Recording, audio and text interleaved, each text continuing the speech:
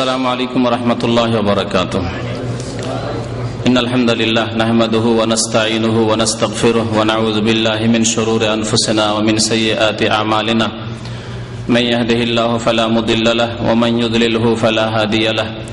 وأشهد أن لا إله إلا الله وحده لا شريك له وأشهد أن محمدا عبده ورسوله. يا أيها الذين آمنوا اتقوا الله حق تقاته ولا تموتن إلا وأنتم مسلمون. يا أيها الناس اتقوا ربكم الذي خلقكم من نفس واحدة وخلق منها زوجها وبث منهما رجالا كثيرا ونساء واتقوا الله الذي تساءلون به والأرحام إن الله كان عليكم رقيبا. يا أيها الذين آمنوا اتقوا الله وقولوا قولا سديدا يصلح لكم أعمالكم ويغفر لكم ذنوبكم ومن يطع الله ورسوله فقد فاز فوزا عظيما. أما بعد فإن خير الحديث كتاب الله وخير الهدي هدي محمد صلى الله عليه وسلم وشر الأمور محدثاتها وكل محدثة بدعة وكل بدعة ضلالة وكل ضلالة في النار. أعوذ بالله من الشيطان الرجيم. بسم الله الرحمن الرحيم. يا أيها الرسول بلغ ما أنزل إليك من ربك وإن لم تفعل فما بلغت رسالته والله يعصمك من الناس إن الله لا يهدي القوم الكافرين. মহান আল্লাহর সমস্ত প্রশংসা যে আল্লাহ পাক রব্বুল আলামিন আমাদেরকে সৃষ্টি করেছেন মানুষ করে, আমাদেরকে দ্বীন ইসলাম কবুল করার তৌফিক দান করেছেন, আমাদেরকে ভালো মন্দের বিচার করার তৌফিক দান করেছেন। সে আল্লাহরই যাবতীয় প্রশংসা। দরুদ ও সালাম নাযিল হোক নবী মুহাম্মদ রাসূলুল্লাহ সাল্লাল্লাহু আলাইহি ওয়াসাল্লামের প্রতি, যিনি সত্যকে সুস্পষ্ট করে দিয়ে গেছেন, বাতিলকে ভুলকে চিহ্নিত করে গিয়েছেন। আল্লাহ পাক যেন যে হক তিনি নাযিল করেছেন রাসূলুল্লাহ সাল্লাল্লাহু আলাইহি ওয়াসাল্লামের প্রতি মানব জাতির জন্য সেই হক বোঝার, অনুধাবন করার এবং তার অনুসরণ করার তৌফিক দান করেন। বাতিলকে ভুলকে ভুল বুঝার আল্লাহ তৌফিক দান করেন, ভুল মনে করার তৌফিক দান করেন এবং তা আমাদেরকে ছেড়ে দেওয়ার তৌফিক দান করেন। আল্লাহ পাক রব্বুল আলামিন আমাদেরকে জ্ঞান দিয়েছেন, বিবেক বুদ্ধি দিয়েছেন, আল্লাহ পাক এর হিসাব নেবেন। সুতরাং যে কোনো বিষয়ে নিজের জ্ঞান বিবেককে কাজে লাগাইতে হবে এবং জ্ঞান বিবেককে কাজে লাগাবার ক্ষেত্রে নিরপেক্ষ দৃষ্টি রাখতে হবে। নিরপেক্ষ দৃষ্টি মানে আপনাকে কোনো একদিকে ঝুঁকে গেলে হবে না। প্রথমে কোনো একদিকে ঝুঁকে গেলেন, একটা সাইড নিয়ে নিলেন আর তারপরে বলবেন যে আমি হক চাই, সত্য চাই, কোনোদিন সত্য পাবেন না।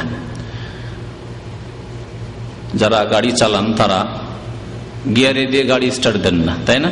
নিউট্রাল করার পরে গাড়ি স্টার্ট দেন, তাহলে গাড়িটা ঠিকভাবে চলবে। আর যদি গিয়ারে থাকার গাড়ি স্টার্ট দেন, তাহলে যদি সামনের দিকে গিয়ারে থাকে তাহলে সামনে কাউকে ধাক্কা দিবে আর নিজেও ঝাঁকানি খাবেন। আর যদি ব্যাক গিয়ারে থাকলে পিছন দিকে কাউকে মারবে গিয়ে, ঠিক না? তো ওই রকমই মানুষের বিবেকটা ঠিক। মানুষের বিবেককে যদি নিরপেক্ষ করে তাহলে সে সুস্থ মস্তিষ্কে হক সত্য বুঝতে পারবে আর ভুলকে ভুল বুঝতে পারবে। আর যদি নিরপেক্ষ না রাখে, নিজেকে পক্ষ নিয়ে নেয়, মানে গিয়ারে রাখে, যে কোনো একটা গিয়ারে রেখেছে, এদিকের গিয়ারে নয় এদিকের গিয়ারে, মানে নিউট্রালে নাই, তাহলে হক বুঝতে পারবে না। কারণ যেটাতে আছে, যে দিকে নিয়েছে, যে পক্ষ নিয়েছে, সেটাকে সে একেবারে সুসাব্যস্ত, তার কাছে ঠিক সেটা। সুতরাং ভুল যে আমার মধ্যে থাকতে পারে, আমার আকীদায় থাকতে পারে, আমার কিতাবে থাকতে পারে, আমি যাদের অনুসরণ করি, যাদেরকে মনে করি যে এরা হক্কানি আলেম, তাদের আকীদা আমলে ভুল থাকতে পারে, তাদের রাস্তা ভুল হইতে পারে, এ কথার কল্পনাতেও যায় না, কারণ আগে পক্ষ নিয়ে নিয়েছে। এই জন্য অধিকাংশ মানুষ যারা দিন করে, মানে দিনের উপর চলে, কিন্তু একটা পক্ষ নিয়ে, তারা হিদায়াত পায় না। মুসলিম উম্মায় এই জন্য যারা পথভ্রষ্ট তারা দুই রকমের। এক হচ্ছে যারা দিন মোতাবেক চলে না, ফাসিক লোক, তাদের নামাজ ঠিক নেই, তাদের রোজা ঠিক নেই, তাদের যাকাত ঠিক নেই, তাদের হালাল হারামের কোনো পার্থক্য নেই, অন্যায় কাজ করে যাচ্ছে, ফাসেকি পাপের কাজ করছে, এরা এক শ্রেণীর লোক পথভ্রষ্ট, ফাসেক, গোমরা হয়ে রয়েছে, পথহারা হয়ে রয়েছে। আর আরেক শ্রেণীর লোক দিন মোতাবেক চলে, কিন্তু কোন দিন মোতাবেক, যেটাকে সে দিন মনে করে, ভুল দিনের উপর রয়েছে, ভুল বিশ্বাসের উপর রয়েছে, ভুল আমলের উপর রয়েছে, ভুল ধারণার উপর রয়েছে, সে ভুল ধর্মের উপর চলে। ভুল ধর্মে ধার্মিক, ভ্রান্ত ধর্মে ধার্মিক, এদেরকে বলা হয় বিদাতি, মুবতাদিআ, বিদাতি। তো মুসলিম উম্মায় এই দুই শ্রেণীর লোক পথভ্রষ্ট হয়ে রয়েছে, যারা ফাসিক, যাদের আমল ভালো না, অসৎ আমল। আর এক শ্রেণীর লোক, তাদের খেয়াল মোতাবেক তারা তো ইসলাম ধর্ম মোতাবেক চলে, কিন্তু ভুল ধর্মের উপর রয়েছে, অর্থাৎ বিদাতি। সংশোধন যেমন ফাসিকদের করে বেনামাজিকে নামাজি বানাইতে হবে, বেরোজাদারকে রোজাদার বানাইতে হবে, জাকাত দিচ্ছে না জাকাত দেওয়াইতে হবে, হারাম খোর যে হারাম খাচ্ছে তাকে হালাল খাওয়াইতে হবে, হ্যাঁ, হারাম ব্যবসা করছে তাকে হালাল ব্যবসায়ী বানাইতে হবে, মিথ্যা কথা বলছে তাকে সত্য কথা বলাইতে হবে, সুদখোর ঘুষখোর তাদেরকে সুদমুক্ত ঘুষমুক্ত করতে হবে। এইভাবে সংস্কার সংশোধন করতে হবে। ঠিক তেমনি যারা শিরক বিদাতে লিপ্ত রয়েছে, আকীদায়, বিশ্বাসে, কথায় অথবা আমলে শিরক মনের মধ্যে রয়েছে, আকীদায় রয়েছে, অথবা কথাতে, কাজে কর্মে কথাতে শিরক রয়েছে, সেগুলি তাদের কিতাবে প্রমাণ থাক, অথবা তাদের মৌখিক আলোচনার মধ্যে আসুক, কিন্তু শিরক বিদাত রয়েছে।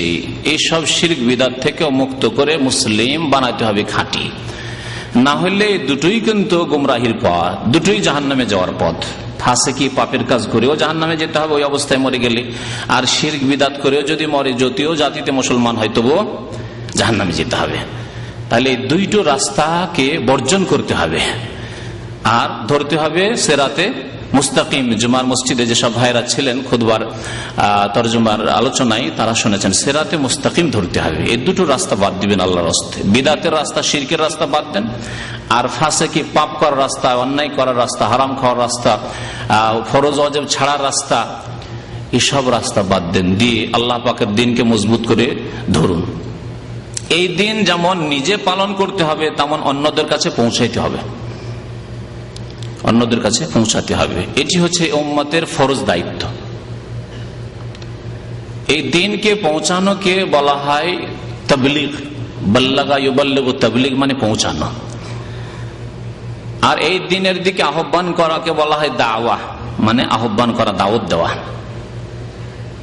আল্লাহ পাক রব্বুল আলামিন এই বাল্লাগা ইউবাল্লিগু তাবলীগের কথা উল্লেখ করেছেন কোরআনে কারীমে, আর দাওয়ার কথা, মানুষকে আহ্বান করা, দিনের দিকে ডাকার কথা, আল্লাহর দিকে ডাকার কথা, আল্লাহর কিতাবের দিকে ডাকার কথা, আল্লাহ রাসূলের সুন্নতের দিকে ডাকার কথা উল্লেখ করেছেন।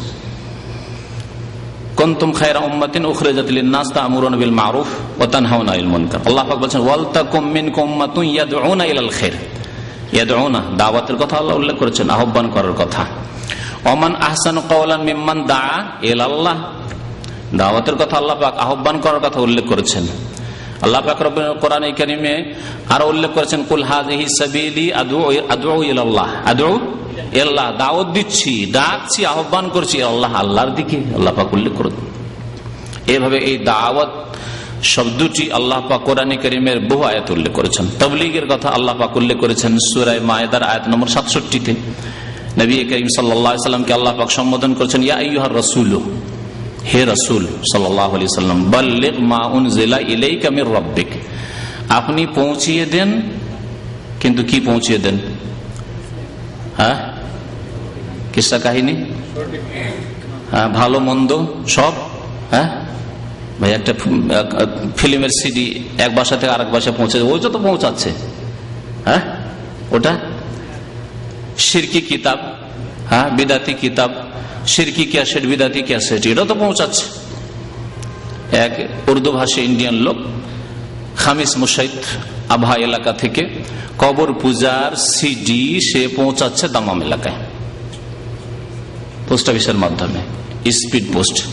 আর ওপরে লিখছে যে পার্কার পেন, কেমন জালিয়াতি নম্বর পার্কার, কিন্তু পার্কার কলমের মতো লাগে নাই, কেমন কথা। কয়েক বছর আগের ঘটনা, সন্দেহ হইল, তদন্ত হইল, ধরা পড়ল।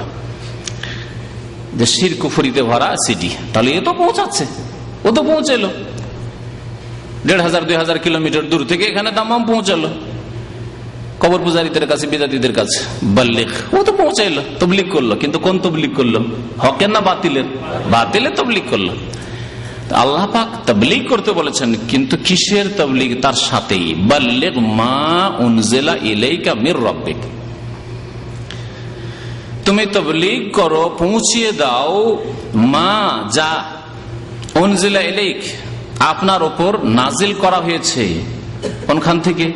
মির রাব্বিক, আপনার রবের পক্ষ থেকে, আল্লাহ পাকের তরফ থেকে যা নাজিল করা হয়েছে হে নবী মুহাম্মদ সাল্লাল্লাহু আলাইহি সাল্লাম আপনার কাছে, তার কি করুন? তাবলীগ করুন, তা পৌঁছান। তাহলে তাবলীগ করা বলেন বা দাওয়াত দেওয়াই বলেন, কোরআনের ভাষা সবগুলি, এই হচ্ছে উম্মতের ফরিজা। আল্লাহ পাক দাওয়ার ক্ষেত্রে উম্মতের কথাও বলেছেন। এখানে নবী সাল্লাল্লাহু আলাইহি সাল্লামকে সরাসরি সম্বোধন করা হলেও পরোক্ষভাবে তার উম্মতকেও সম্বোধন করা হয়েছে, কারণ নবী করিম সাল্লাল্লাহু আলাইহি সাল্লামের তিরোধানের পরে আর কোন নবী পৃথিবীতে আসবেন না। সুতরাং এই নবীর কাজ কাকে আদায় করতে হবে? উম্মতকে, উম্মতের বিশেষ করে যাদের কাছে ইলম রয়েছে, উলামায়ে কেরাম, ওয়াল উলামা ওয়ারাসাতুল আম্বিয়া, যারা নবীগণের ওয়ারিস তাদের। কারণ ইলম না থাকলে, পকেট যদি এমটি থাকে, তো পকেটে হাত ভরে কি টাকা বের হবে? তাহলে জাহেল, মূর্খ, যার ইলম নাই, সেই ব্যক্তি কি পৌঁছাবে? তার কাছে তো কিছু নেই। এজন্য পৌঁছাবে কে? যারা আম্বিয়া কেরামের ওয়ারিস, অর্থাৎ উলামা, যাদের কাছে ইলম রয়েছে। কিসের ইলম?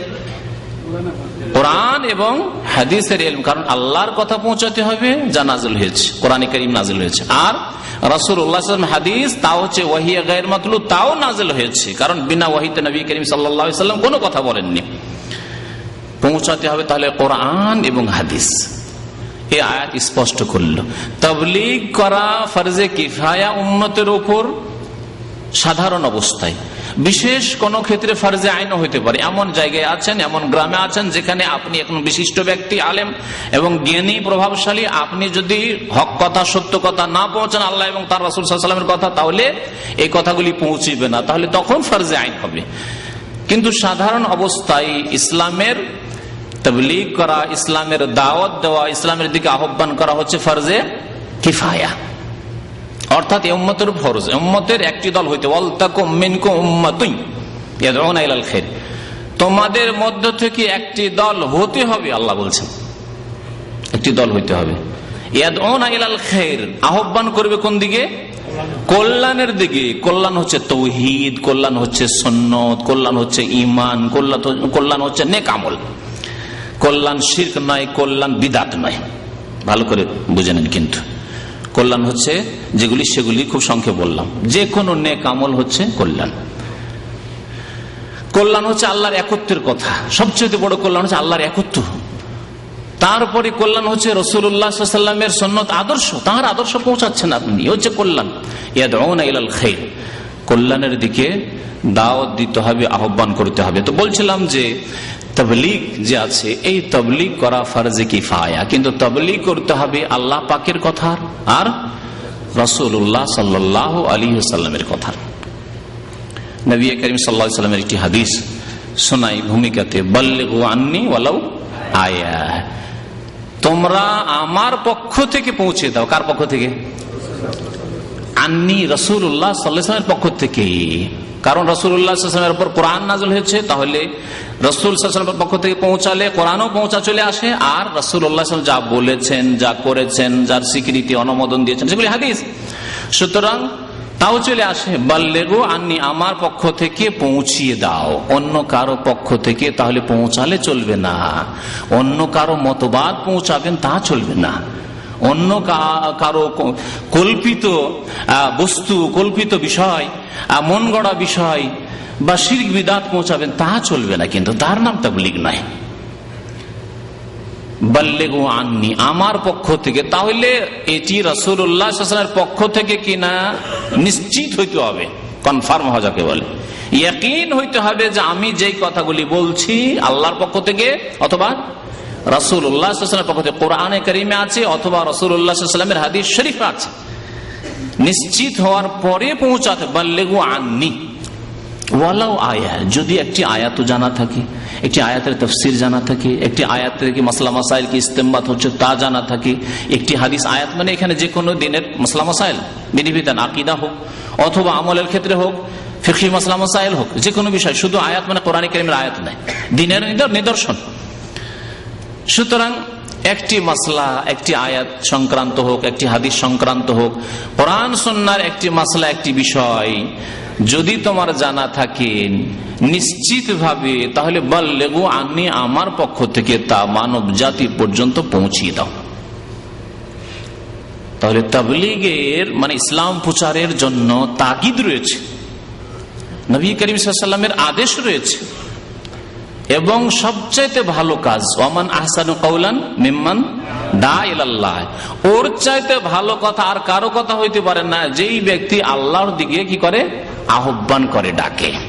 সবচাইতে ভালো কথা হচ্ছে নিজে আমল করার পরে, নিজেকে সংশোধন করার পরে যথাসাধ্য আরো ভালো করার চেষ্টা করেন। কিছু ত্রুটি আছে তার মানে এই না যে কাউকে বলবো না, কিন্তু নিজেকে আরো সুন্দর করার চেষ্টা করতে হবে যাতে করে আমার কথা বেশি ফলপ্রসূ হয়। তারপরে অন্যকে ভালো কাজের দিকে ডাকা হচ্ছে সবচাইতে ভালো আমল। ওমান আহসানু কাওলান মিম্মান দাআ ইলাল্লাহি ওয়া আমিলা সালিহান ওয়া ক্বালা ইন্নানি মিনাল মুসলিমিন, ভালো আমল করি এবং ইসলাম নিয়ে গৌরব করে যে আলহামদুলিল্লাহ, আল্লাহ শুকরিয়া আদায় করতে হবে যে আমি মুসলিম, এবং আমি যখন মুসলিম তো আমাকে এর প্রচার করতেই হবে। আল্লাহ পাক আমাকে মুসলিম করেছেন, সুতরাং এই ইসলাম, এই শান্তির কথা মানব জাতি পর্যন্ত পৌঁছাতে হবে। তাবলীগ সম্পর্কে আজকে আলোচনা করব, কারণ তাবলীগ সম্পর্কে দীর্ঘদিনের প্রশ্ন যারা এখানে আসেন তাদের পক্ষ থেকে, দূর দূরান্ত থেকে, এমনকি দেশ বিদেশ থেকে বহু প্রশ্ন যে তাবলীগ করব, কোন তাবলীগ, এই কোন তাবলীগ করবেন আর কোন তাবলীগ করবেন না, কোন তাবলীগে কি রয়েছে, এই সম্পর্কে আমাদের প্রতি সপ্তাহে শুক্রবারে ইনশাআল্লাহ তাআলা আলোচনা চলবে ধারাবাহিক, কারণ একদিন দুই দিনে এই আলোচনা শেষ করা যাবে না। তাবলীগের মৌলিক বিষয় বুঝলেন, তাবলীগ করা হচ্ছে ফরজে কিফায়া। আপনাকে তাবলীগ করতে হলে ইলম রাখতে হবে, তারপরে তাবলীগ শুরু করতে হবে। এই তাবলীগ যে সব ভাইরা করেন, অনেকে এইরকম অন্যদের ওপর হয়তো মিথ্যারোপ করেন যে না এরা তাবলীগ করে না, কিন্তু তাবলীগ কিসের করতে হবে এটি বুঝার বিষয় রয়েছে। আপনি তাবলীগ কি বিষয়ের করছেন এটি বুঝার বিষয় রয়েছে। এই সম্পর্কে আলোচনা শুরু করব, এবং শুরু করার আগে আর শুরু করব এই শুরুতে আজকের অনুষ্ঠানে সারা পৃথিবীতে বিশিষ্ট ওলামায়ে কিরাম, যারা আমাদের দেশের পরিভাষায় ওলামায়ে কিরাম নন, কারণ আমাদের দেশের পরিভাষায় কওমি মাদ্রাসা ফারিগ হইলে ওলামায়ে কিরাম, কামেল ফাজেল কামেল পাশ করলে ওলামায়ে কিরাম, ঠিক কিনা? ঠিক আছে, ওলামায়ে কিরাম তারা। কিন্তু আরবদের ভাষায় ওলামা কারা? যাদের বড় লিখনি ক্ষমতা আছে আরবি ভাষায়, আরবি ভাষায় তাদের অগাধ পাণ্ডিত্য রয়েছে, যাদের আকীদা এবং আহকাম ফিকহি মাসলা মাসাইলের ক্ষেত্রে ইস্তেমবাতের ক্ষমতা রয়েছে, তারা ওলামা। এইরকম পৃথিবীতে আমি বলতে পারি যে 10 জনের বেশি ওলামা হতে পারে বেশি, কিন্তু আমি 10 জনের বাইরে যাব না। যেসব ওলামাদের ফতোয়া আমি উল্লেখ করবো আপনাদের সামনে এই তাবলীগ সম্পর্কে আর এই তাবলীগী জামাত সম্পর্কে, বিশেষ করে তাবলীগী জামাত, প্রচলিত তাবলীগ জামাত সম্পর্কে, এই তাবলীগ জামাত সম্পর্কে এমন বিশিষ্ট আলেমদের কথা উল্লেখ করব যারা বর্তমান এই শতাব্দীতে যারা 1 নম্বর থেকে 10-এর মধ্যে আছেন, 10-এর বাইরে যাবেন না সারা পৃথিবীতে, এবং তাদের বহু লিখনি আছে। তারা আমাদের দেশের মতো মুফতি নন, প্রচলিত মুফতি যে কওমি মাদ্রাসা ফারিগ হয়েছে, ফারিগ হওয়ার পরে দেওবন্দ বা হাটহাজারি হওয়ার পরে 2 বছর ইফতা কোর্স পড়ে এসছে, আমি মুফতি সাহেব, আলহাজ অমুক মুফতি সাহেব, হজ করলে তো আলহাজ তার সাথে সাথে না, এরকম মুফতি না। তো আমাদের দেশের গতানুগতিক প্রচলিত মুফতি না, তারা আসলে ফাতোয়ার কিতাব লিখে এবং তাদের কোরআন এবং হাদিসের বহু খিদমত করে তারা প্রমাণ করেছেন যে সত্যি সালাফে সালেহিনের তরিকায় তারা আলেমে দিন। তাদের ফতোয়া থেকে, কারণ তাদের ফতোয়া পৃথিবীতে মানুষের কাছে কোরআন সুন্নাহর পরে গ্রহণযোগ্য, কারণ তাদের ফতোয়াগুলি কোরআন সুন্নাহ অনুকূলে লেখা হয়েছে। তো তাদের ফতোয়া উল্লেখ করব যাতে করে কারো আপত্তি না থাকে। আমি তাদের ফতোয়া বেশ কিছু তাদের ফতোয়ার কিতাব থেকে আমি সংকলন করার চেষ্টা করেছি আপনাদের জন্য, যা বিভিন্ন ফতোয়ার কিতাব থেকে সংকলন করেছি। তার আগে মনে রাখবেন যে এই প্রচলিত তাবলিগি জামাত যেটি হচ্ছে ইলিয়াসি তাবলিগ, যার নাম হচ্ছে ইলিয়াসি তাবলিগ। ইলিয়াসি তাবলিগ কেন বলা হয়? কারণ এই তাবলিগ শুরু করেছেন মাওলানা ইলিয়াস সাহেব, ভারতের প্রখ্যাত দেওবন্দি আলেম ইলিয়াস সাহেব, তিনি শুরু করেছেন এই তবলিগ। সেই জন্য এই তবলিগের নাম হচ্ছে ইলিয়াসি তবলিগ। যেমন জামাতে ইসলামী হচ্ছে মওদুদি জামাত, কারণ এই জামাত প্রতিষ্ঠা করেছেন জনাব মওদুদি সাহেব, যে হচ্ছে মওদুদি জামাত। তো এই ইলিয়াসি তবলিগ, যেই তবলিগ শুরু হয়েছে কতদিন আগে এ সম্পর্কে অধিকাংশ লোকের কিন্তু ধারণা নেই। তাদের সারা পৃথিবীতে ব্যাপক বিস্তার দেখে অনেকে ভাবে হয়তো হাজার হাজার বছর বা শত শত বছর থেকে চলে আসছে এই তাবলিগ, তাই না? সুতরাং আপনাদেরকে জিজ্ঞাসা করবো যে আপনাদের কার জানা আছে যে এই তাবলিগের বয়স কতদিন? এই ইলিয়াসি তাবলিগের বয়স কতদিন?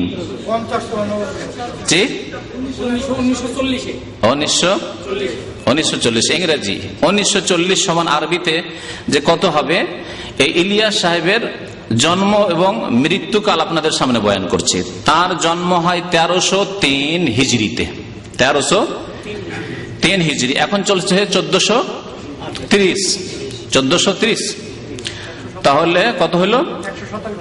117 বছর আগে, 27, 3 কমে গেল, ঠিক 127 বছর আগে জনাব ইলিয়াস সাহেবের জন্ম হওয়ার পরে পড়াশোনা করেছেন, আলেম হয়েছেন। তারপরে আলেম হওয়ার পরে যখন পণ্ডিত হয়েছেন তখন জাতি নিয়ে চিন্তা করেছেন কেমন করে জাতির সংস্কার করতে হয় ইত্যাদি ইত্যাদি। তাহলে কমপক্ষে 40-50 বছর তাতে লেগেছে। তার শেষ জামানায় বা মধ্য জামানায় ধরেন তিনি এই তাবলিগি জামাত প্রতিষ্ঠা করেছেন। তাবলিগি জামাতের প্রতিষ্ঠাতা হচ্ছেন মাওলানা ইলিয়াস সাহেব, ভারতের। এখানে আরেকটি মজার কথা আপনাদের সামনে বয়ান করি যে আমার বিভিন্ন যখন আলোচনা হলো তখন কিছু ভ্রান্ত অনইসলামিক জাতীয়তায় বিশ্বাসী লোকেরা কিছু অপবাদ দিতে লাগলো যে শাইখ মতিউর রহমান শুধু আমাদের বাংলাদেশ সম্পর্কে কেন আলোচনা করে, ভারত সম্পর্কে কেন আলোচনা করে না। আমার সামনে এরকম কেউ বলেনি, কিন্তু যাদের সামনে বলেছে সেসব ভাইরা এসে অনেকে আমার সামনে উল্লেখ করেছেন যে আলোচনা শুধু বাংলাদেশ। ভ্রান্ত অনইসলামিক জাতীয়তায় বিশ্বাসী। ইসলামের জাতীয়তা হচ্ছে ইসলাম, কোন ভূমির সাথে সম্পর্ক নেই, কোন ভাষার সাথে সম্পর্ক নেই, কোন বর্ণের সাথেও সম্পর্ক নেই। কিন্তু কিছু লোকেরা মানুষকে বিভ্রান্ত করতে চায়, পথভ্রষ্ট করতে চায়। তাদেরকে বলি যে আলোচনাগুলি হয়েছে সবগুলির মূল হচ্ছে ভারত। যে আলোচনাগুলি হয়েছে সবগুলির মূল হচ্ছে ভারত। যদি চিস্তিয়া সাবেরিয়া আলোচনা হয় আর খাজা মঈনুদ্দিন চিস্তি, এরা সব ভারত। তারপরে যদি দেওবন্দি আলোচনা হয় সেটাও ভারতে, বেরেলভি আকিদা আমার আলোচনা হয়েছে সেটাও ভারতে, ঠিক না? আচ্ছা, মওদুদি সাহেব পাকিস্তানে হিজরত করে চলে গেলেও তিনি মওদুদি জামাত মানে জামাত ইসলামী যে প্রতিষ্ঠা করেছেন ভারতের পাঞ্জাবে, এখনো সেই পাঞ্জাবে তাদের যে অফিস ছিল সেই অফিস হচ্ছে পাঠানকোট শহরে, এখন ভারতে। তাহলে সবগুলি ভারতীয় আলোচনা। যদি জাতীয়তায় ভ্রান্ত জাতীয়তাকে সামনে রেখেও যদি বলেন তাহলে সবগুলি আলোচনা তো ভারত সম্পর্কে হয়েছে। আর ভালো মন্দ তাওহীদ সুন্নতেরও কাজ হয়েছে ভারত থেকে অনেক কিছু। আর শিরক কুফরি বিদআতের কাজ কাদিয়ানি থেকে শুরু করে বেরেলভি, দেওবন্দি, তাবলীগ আর মওদুদিয়াত সমস্ত আর উৎস হচ্ছে ভারত, আসল উৎস হচ্ছে ভারত। তো ইলিয়াস সাহেব ওই রকমই কোথাকার। এখন তাবলীগ জামাত সম্পর্কে আলোচনা করব, কেউ যদি জনসাধারণ বিভ্রান্ত করতে চায় আর শুধু বাংলাদেশ আলোচনা, তাবলীগ জামাত বাংলাদেশ না ভারতে। তাবলীগ জামাত প্রথম শুরুই হয় মেওয়াত গ্রাম থেকে, দিল্লির পাশে, একেবারে দিল্লি। এখন দিল্লি শহরের কিছু অংশ ওর মধ্যে ঢুকে গেছে। হরিয়ানা একটি প্রদেশ আছে, ভারতের 25টি প্রদেশের মধ্যে একটি হচ্ছে হরিয়ানা প্রদেশ। হরিয়ানার একটি অশিক্ষিত গ্রাম মেওয়াত। এই মেওয়াত গ্রাম থেকে প্রথম এই তবলিগি চিল্লা শুরু হয়, শুনে রাখেন। তো ইলিয়াস সাহেবের জন্ম 1303 হিজরি এবং ইন্তেকাল হচ্ছে 1363 হিজরি। 1363 হিজরি। তার ব্যক্তি জীবন সম্পর্কে বেশি কিছু আজকে বলবো না, যদি অন্য সময় কোনো সময় হয় ইনশাআল্লাহ তাআলা কিছু বলবো। কিন্তু আজকে আসল তাবলীগ সম্পর্কে উলামায়ে কেরামদের যে ফতোয়া সে সম্পর্কে আলোচনা করব। এখানে শুধু এটি কথা বুঝাতে চাইছি যে এর বয়স 63 বছর থেকে যদি ধরি, তার 63 থেকে আজকে 1430 হয়ে গেল, তাহলে তার ইন্তেকালের ওপর কতদিন অতিবাহিত হয়ে চলে গেল? 30 আর ওইদিকে হচ্ছে 37, তো তাহলে কত হয়? 67 বছর। তাহলে মৌলানা ইলিয়াস সাহেবের দেশীয় তরিকে মৌলানা বলছি, কথা বুঝতে পারছেন, যাতে করে অনেকে এরকম ধারণা না করেন যে আমরা ইহতেরাম করেন। শ্রদ্ধা আপন জায়গায় ঠিক আছে, কিন্তু তার ভুলও আপন জায়গায় ঠিক আছে। শ্রদ্ধা আপন জায়গায় ঠিক আছে ভাষাগত, কিন্তু আকীদা আমলের যদি ভুল ত্রুটি থাকে, বিশেষ করে আকীদার ভুল তামার্জনা করা যায় না। কারণ আকীদা মানে বিশ্বাস, অন্তরের বিশ্বাস যদি ভ্রান্ত থাকে তাহলে আমল কবুল হবে না, আমল করে কাজ হবে না। সেগুলি ভুল মানুষকে জানিয়ে দিতে হবে, এটি ফরজ, এটিও তাবলীগ। বরং এই তাবলীগ বেশি গুরুত্বপূর্ণ যে তাওহীদকে যাতে করে নষ্ট না করা হয় শিরক দিয়ে আর বিদআত দিয়ে, সুন্নতকে যাতে করে নষ্ট না করা হয় বিদআত দিয়ে। তো জনাব ইলিয়াস সাহেবের ইন্তেকাল 67 বছর আগে, আর 10 বছর লাগিয়ে নিলাম তাবলীগ জামাতের উপর, বা 20 বছর যদি লাগিয়ে নেওয়া হয় তাহলে কত হচ্ছে? 80 বছর মোটামুটি ধরেন, 80 বছরের বেশি বয়স না, 70 থেকে 80 বছর বয়স হচ্ছে তাবলীগ জামাতের, মানে 100 বছর পার হয়নি। এই তাবলীগ জামাত শুরু হয়েছে ভারতে, আর তারপরে ভারত থেকে পাকিস্তান, বাংলাদেশ, পাকিস্তানের রায়ওয়ান্ড হচ্ছে তাদের মার্কাজ, প্রধান কেন্দ্র, আর পাকিস্তানে হচ্ছে, বাংলাদেশে হচ্ছে কাকরাইল মসজিদ, আর ইজতেমার জায়গা হচ্ছে টঙ্গী, যাকে অনেকে টঙ্গী শরীফ বলে। আর অনেকেই শুধু মুখে নয়, বরং প্রচার মাধ্যম, বাংলাদেশের প্রচার মাধ্যম এসে তাদের বক্তব্য, যারা ওই খেদমত করছে ইজতেমার প্রস্তুতির জন্য, তাদেরকে সে জিজ্ঞাসা করছে যে আপনাদের নাকি ধারণা, গত বছরের কথা, যে আপনারা এখানে যদি আসেন আর এখানে হাজিরা দিলে হজের সওয়াব পাওয়া যায়। তো সেই গরিব খাদেম লোকেরা, জাহিল মূর্খরা বলছে যে আমরা গরিব দেশের মানুষ, গরিব দেশে বাস করি, আর হজে তো যেতে পারি না, অনেক টাকা লাগে, সেজন্য মনে করি যে এই মোবারক জায়গার যদি খেদমত করি, মোবারক ইজতেমার খেদমত করি, আরাফায় পৌঁছিতে পারি না, তাহলে আল্লাহ আমাদেরকে হজের সওয়াব দেবেন।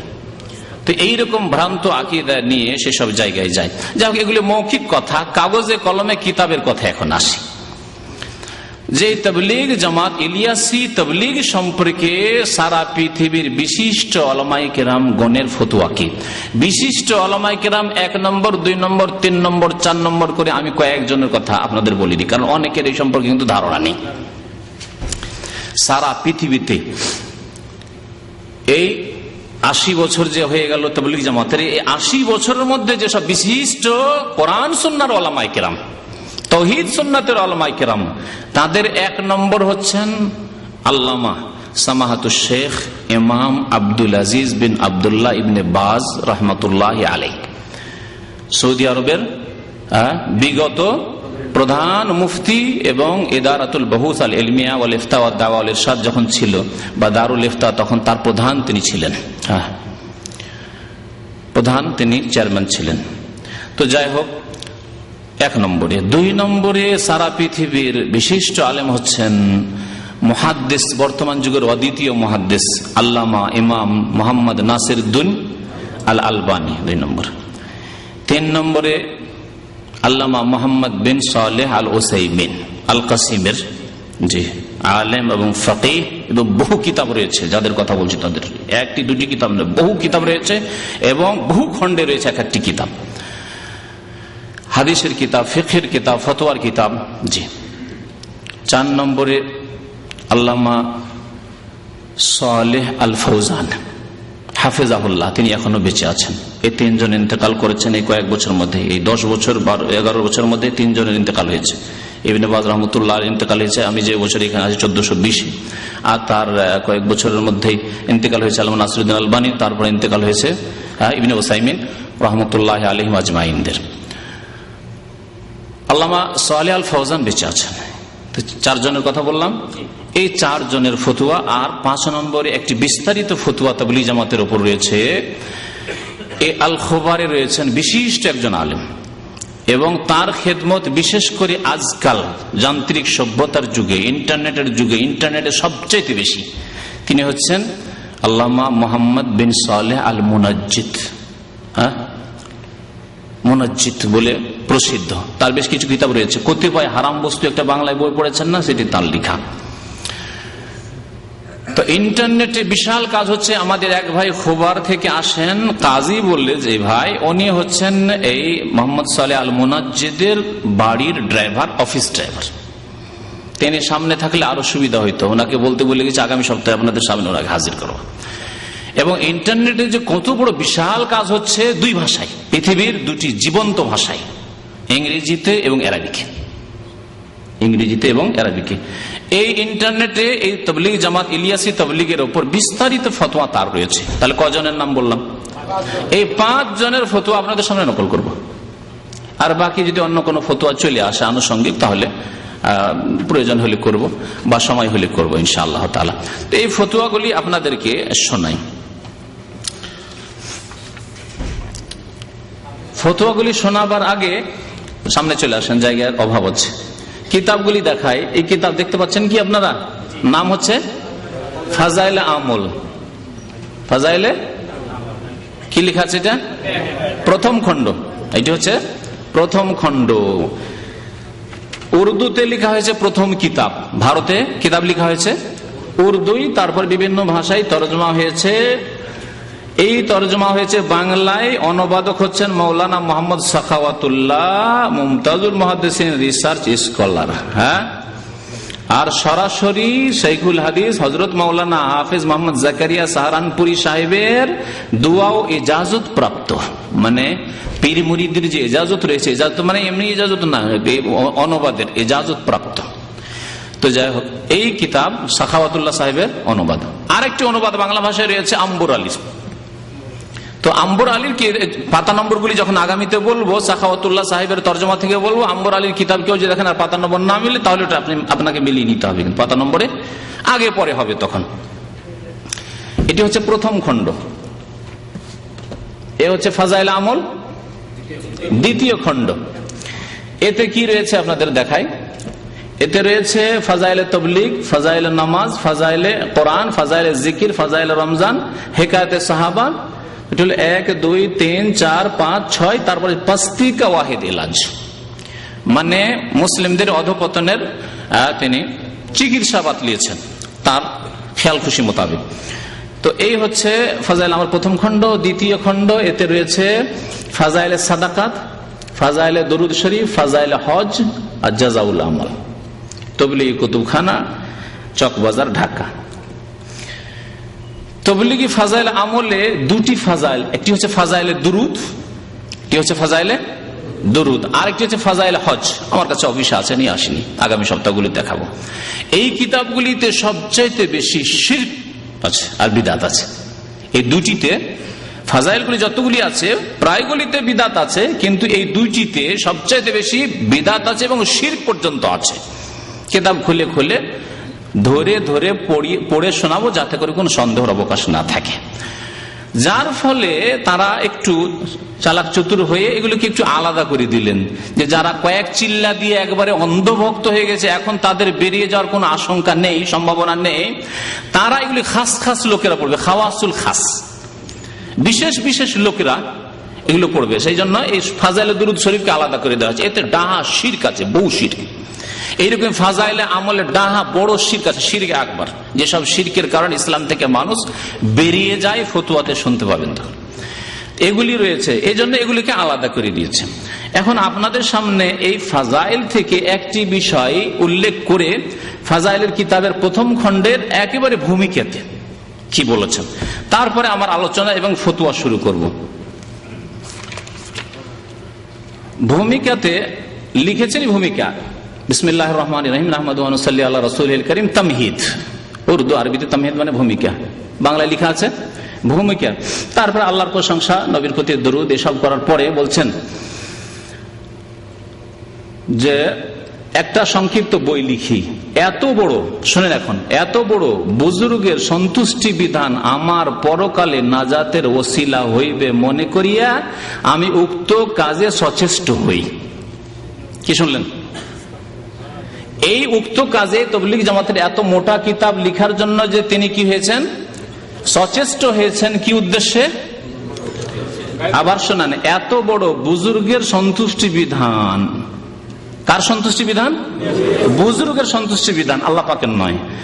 আমার পরকালে নাজাতের ওসিলা হইবে, মানে বুজুর্গ যদি সন্তুষ্ট হয়ে যান তাহলে আমার নাজাত হবে। তাহলে বুজুর্গের সন্তুষ্টির উদ্দেশ্যে এত মোটা কিতাব লেখা হয়েছে। একটি কিতাবের পৃষ্ঠা সংখ্যা হচ্ছে 802, 1600-1700 পৃষ্ঠার এই কিতাব লেখা হয়েছে আল্লাহ ছাড়া অন্যের সন্তুষ্টির উদ্দেশ্যে। জি, ভূমিকা পড়ে শোনালাম। আচ্ছা, ভূমিকাতে আরেকটি মজার কথা আছে। তিনি অন্যদের সম্পর্কে বলছেন যে অনেকে শিরক বিদআতে লিপ্ত আছে আর শিরকে শিরক মনে করে না। আমি বলছি যে জনাব, আপনি ওই অবস্থায় আছেন। অন্যদেরকে কেন তহমত দিচ্ছেন? অনেকে শিরক, লক্ষ লক্ষ লোকে শিরক করছে, অথচ শিরকে শিরক মনে করে না। আপনি তো ওই কাদায় হাবুডুবু খাচ্ছেন। দেখেন, শোনেন, তারপরে 3-4 লাইন পরে, বরং লক্ষ লক্ষ লোক প্রকাশ্যভাবে কুফরি ও শিরকে লিপ্ত রয়েছে। আরো আশ্চর্যের বিষয় যে তাহারা উহাকে শিরক ও কুফরি বলিয়া ধারণাই করে না। তার আগে নিজে শিরকি কথা লিখলেন এবং শিরকে শিরকি মনে করলেন না। কে? তিনি। জি, লেখক কে? লেখক ইলিয়াস সাহেবের সন্তুষ্টি বিধানে লিখেছেন মাওলানা জাকারিয়া সাহেব, না বাংলা অনুবাদক সাখাওয়াতুল্লাহ সাহেব। তো তাহলে আরেকটু আগে থেকে শোনাই যে কার সন্তুষ্টি চেয়েছেন। বলছেন যে আল্লাহ তাআলার তারিফ ও প্রশংসা এবং নবী করিম সাল্লাল্লাহু আলাইহি ওয়াসাল্লামের উপর দুরূদ শরীফ পড়ার পর ওলামায়ে কিরাম ও সুফিকুল শিরোমণি, ওলামায়ে কিরাম এবং সুফিকুল শিরোমণি, তাহলে বোঝা গেল ইলিয়াস সাহেব কি ছিলেন? সুফি ছিলেন। পীরের তরিকা, শুধু সুফি ছিলেন না, সুফিকুল শিরোমণি, মুজাদ্দিদুদ দ্বীন, সংস্কারক। কিসের সংস্কার করেছেন? কিতাব পড়লে বুঝতে পারবেন এবং তাদের আকীদা আমলে বুঝতে পারবেন। হযরত মাওলানা ইলিয়াস রাহিমাহুল্লাহ আমাকে আদেশ করলেন, তিনি তাবলীগ জামাত প্রতিষ্ঠা করলেন এবং কিতাব লেখার জন্য আদেশ করলেন কাকে? মাওলানা জাকারিয়া সাহেবকে। বলছেন যে তবলীগে দ্বীনের প্রয়োজন অনুসারে কোরআন ও হাদিস অবলম্বনে যেন একটা সংক্ষিপ্ত বই লিখি। সংক্ষিপ্ত বই লিখার আদেশ করলেন, যে সংক্ষিপ্ত বই মাশাআল্লাহ 1600-1700 পৃষ্ঠা পৌঁছেছে। এত বড়, এখন শুনেন, এত বড় বুজুর্গের সন্তুষ্টি বিধান আমার পরকালে নাজাতের ওসিলা হইবে মনে করিয়া আমি উক্ত কাজে সচেষ্ট হই। এখন কিতাব রেখে দিচ্ছি, কিতাব থেকে পরে শোনাবো, কিন্তু এখন আপনাদেরকে শোনাবো আল্লাহ পাক কোরআনে কারিমে এবং রাসূলুল্লাহ সাল্লাল্লাহু আলাইহি ওয়াসাল্লাম তার হাদিসে কি বলেছেন। মানুষের সন্তুষ্টির জন্য আমল করতে হবে, ধর্মীয় আমল না আল্লাহর সন্তুষ্টির জন্য। আমি 4টি আয়াত উল্লেখ করব, 4টি বা 5টি আয়াত, 5টি আয়াত কোরআনে কারিম থেকে আপনাদের সামনে আমি নোট করে নিয়েছি, উল্লেখ করব, যাতে একমাত্র আল্লাহর সন্তুষ্টির কথা, এছাড়া বহু আয়াত রয়েছে। হাদিস 6টি হাদিস আপনাদের সামনে নোট করে নিয়ে এসেছি, 10-11টি দলিল যে একমাত্র সন্তুষ্টি কামনা কার করতে হবে? আল্লাহ পাকের। সূরা বাকারার আয়াত নম্বর 272 মহান আল্লাহ ইরশাদ করেছেন, লাইসা আলাইকা হুদাহুম ওয়ালাকিন্নাল্লাহ ইয়াহদি মান ইয়াশা। হে নবী, আপনি তাদের হেদায়েতের ক্ষমতা রাখেন না, গন্তব্যস্থানে পৌঁছে দেওয়ার ক্ষমতা রাখেন না, তবে আল্লাহ পাক যাকে ইচ্ছা কি করেন? হেদায়েত করে থাকেন। ওমা তুনফিকু মিন খায়রিন ফালিআনফুসিকুম, আর তোমরা যা কিছুই ভালো কাজ মানে ভালো ব্যয় করো, ফালিআনফুসিকুম, তা তোমাদের জন্য। ওমা তুনফিকুনা ইল্লা ইবতিগা ওয়াজহিল্লাহ, আর যা কিছু তোমরা ব্যয় করবে, খরচ করবে আল্লাহর রাহে, ফরজ হোক, নফল হোক, দান খায়রাত হোক, কি হবে? কি করতে হবে? ইল্লা ইবতিগা ওয়াজহিল্লাহ, আল্লাহর সন্তুষ্টির আশাই করতে হবে। ইবতিগা মানে তলব করা, ওয়াজহুল্লাহ মানে আল্লাহর সন্তুষ্টি। আল্লাহর ওয়াজহ রয়েছে বলে, আল্লাহর ওয়াজহ মুখমণ্ডলের কথা বলে সন্তুষ্টিকে উদ্দেশ্য করা হয়েছে। ওয়াজহুন আল্লাহর ওয়াজহ রয়েছে এবং আল্লাহর ওয়াজহ প্রমাণ করা হয়েছে এবং আল্লাহর সন্তুষ্টি উদ্দেশ্য করা হয়েছে। যেমন আমরা বলি যে ভাই অনেক দিন থেকে আপনার মুখখান দেখিনি, বিশেষ করে মা খালারা, খালা ফুফু, আমরা এখন এত বড় হইলেও দেশে যখন যায় আর অনেক দিন পরে খালার বাড়ি গেছি, ফুফুর বাড়ি গেছি, আমাদের আঞ্চলিক ভাষা বলে বেটারে ধন রে তোর মুখখান অনেক দিন থেকে দেখিনি। তো তোর মুখখান অনেক দিন থেকে দেখিনি মানে কি পা দেখেছে নাকি, হাত দেখেছে, পিঠ দেখেছে? না, মুখটা হচ্ছে শ্রেষ্ঠ, সেজন্য মুখ বলা হয়েছে, কিন্তু উদ্দেশ্য হচ্ছে তোকে অনেক দিন থেকে দেখিনি। তো আল্লাহ পাক রব্বুল আলামিনের ওয়াজহ মানে চেহারা আছে বলে আল্লাহ চেহারার কথা উল্লেখ করেছেন, আর চেহারা সবচাইতে শ্রেষ্ঠ, সেজন্য আল্লাহর সবকিছুই শ্রেষ্ঠ। আল্লাহ পাক ওয়াজহের কথা বলে সন্তুষ্টি উদ্দেশ্য করেছেন। ইল্লা ইবতিগা ওয়াজহিল্লাহ, তাহলে যে কোনো কাজ করতে হবে কি করতে হবে? ইবতিগা ওয়াজহিল্লাহ, আল্লাহর সন্তুষ্টি কামনা করতে হবে। সূরা রাদের আয়াত নম্বর 22 শুনেন, ওয়াল্লাযিনা সাবারু ইবতিগা ওয়াজহি রাব্বিহিম, আল্লাহ বলছেন যারা ধৈর্য ধারণ করেছে তাদের রবের সন্তুষ্টির উদ্দেশ্যে, রবের সন্তুষ্টির উদ্দেশ্যে। কোন জায়গায় কোরআনে কারিমে দেখাতে পারবেন না যে রাসূলুল্লাহ সাল্লাল্লাহু আলাইহি ওয়াসাল্লামের সন্তুষ্টির উদ্দেশ্যে। রাসূলুল্লাহ সাল্লাল্লাহু আলাইহি ওয়াসাল্লামের সন্তুষ্টির উদ্দেশ্যে কথাই যদি কোরআন হাদিসে না দেখাতে পারেন, তাহলে ইলিয়াস সাহেবের সন্তুষ্টি, আর ইমাম শাফির সন্তুষ্টি, আর নাসিরুদ্দিন আলবানীর সন্তুষ্টি, আর অমুকের সন্তুষ্টি চলবে না? শিরক হবে, বলুন, শিরক হবে না? তারপরে সূরা রুমের আয়াত নম্বর 38-এ মহান আল্লাহ ইরশাদ করেছে, ফাতিজাল কুরবা হাক্কাহু, আত্মীয়দেরকে তাদের অধিকার দাও, ওয়াল মিসকিন, দরিদ্রদেরকে, ওয়াবনাস সাবিল, আর মুসাফিরদেরকে, পথিকদেরকে, যালিকা খায়রুল লিল্লাযিনা ইউরিদুনা ওয়াজহাল্লাহ, এটি হচ্ছে কল্যাণকর ওদের জন্য যারা আল্লাহর সন্তুষ্টির ইচ্ছা করে। ইউরিদুনা ওয়াজহাল্লাহ, আল্লাহর সন্তুষ্টির ইচ্ছা করে। তাহলে খায়র কার জন্য? এই কিতাব লেখা কার জন্য খায়র হবে? ইউরিদুনা ওয়াজহাল্লাহ, যারা আল্লাহর সন্তুষ্টির ইচ্ছা করে। কিন্তু যারা মানুষের সন্তুষ্টি বিধান লিখেছে তাদের যে পরিণাম কি হবে আল্লাহ পাক ভালো জানেন, এর বেশি আর কিছু বলা যাবে না। সূরা রুমের আয়াত নম্বর 39-এ আবার আল্লাহ পাক বলেন, ওয়ামা আতাইতুম মিন রিবান লিয়ারবু ফি আমওয়ালিন নাস ফালা ইয়ারবু ইনদাল্লাহ, তোমরা যদি কাউকে সুদ দাও, সুদের নাও দাও, তাহলে মানুষের ধন সম্পদ বাড়ে না, বরং তা ধ্বংস হয়ে যায়। ওয়ামা আতাইতুম মিন যাকাতিন, আর যদি যাকাত দান করো, তুরিদুনা ওয়াজহাল্লাহ, এবং যাকাত দিয়ে কি উদ্দেশ্য করবে? আল্লাহর সন্তুষ্টির উদ্দেশ্য করবে। তাহলে যাকাতও দেবে আল্লাহর সন্তুষ্টির জন্য। আল্লাহ পাক রব্বুল আলামিন সূরা লাইল, আমপারা সূরা লাইলের 17 থেকে 21 নম্বর আয়াতে বলেছেন, ওয়াসায়ুজান্নাবুহাল আতকা আল্লাযী ইউতি মালাহু ইয়াতাযাক্কা ওয়া মা লিআহাদিন ইনদাহু মিন নি'মাতিন তুজজা ইল্লা ইবতিগা ওয়াজহি রাব্বিহিল আ'লা ওয়ালা সাওফা ইয়ারদা।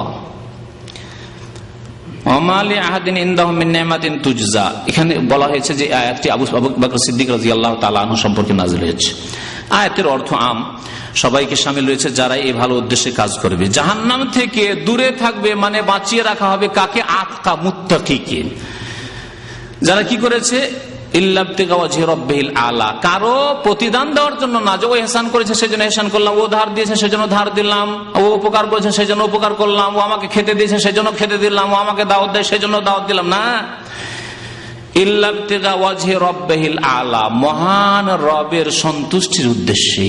কি বলেছেন আল্লাহ? মহান রবের সন্তুষ্টির উদ্দেশ্যে। এই তো আয়াত শোনাইলাম আপনাদেরকে, প্রায় 5টি আয়াত। এখন হাদিস শোনেন। তারপরে যে কোনো ইবাদত কবুল হবে ইখলাসের ভিত্তিতে, একমাত্র আল্লাহর সন্তুষ্টি ইচ্ছা করেন তাহলে কবুল হবে, না হলে কবুল হবে না। সূরা জুমারে আল্লাহ পাক ইরশাদ করেছে, আলা লিল্লাহি দ্বীনুল খালিস, দিনকে, দিনের আমলকে, এইসব লেখাকে আল্লাহর জন্য কি করতে হবে? খালেস, নিখুঁত, নির্ভেজাল করতে হবে।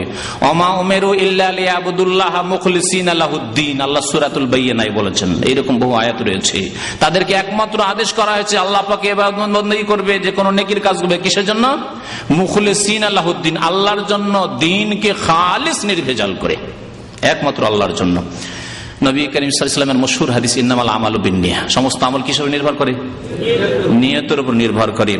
নবী করিম সাল্লাল্লাহু আলাইহি ওয়াসাল্লাম সাদ বিন আবি ওয়াক্কাস রাদিয়াল্লাহু তাআলা আনহুর মেয়ে ছিল, ছেলে ছিল না, আর অসুস্থ হয়ে, খুব অসুস্থ হয়ে পড়েছিলেন, একেবারে শেষ অবস্থা।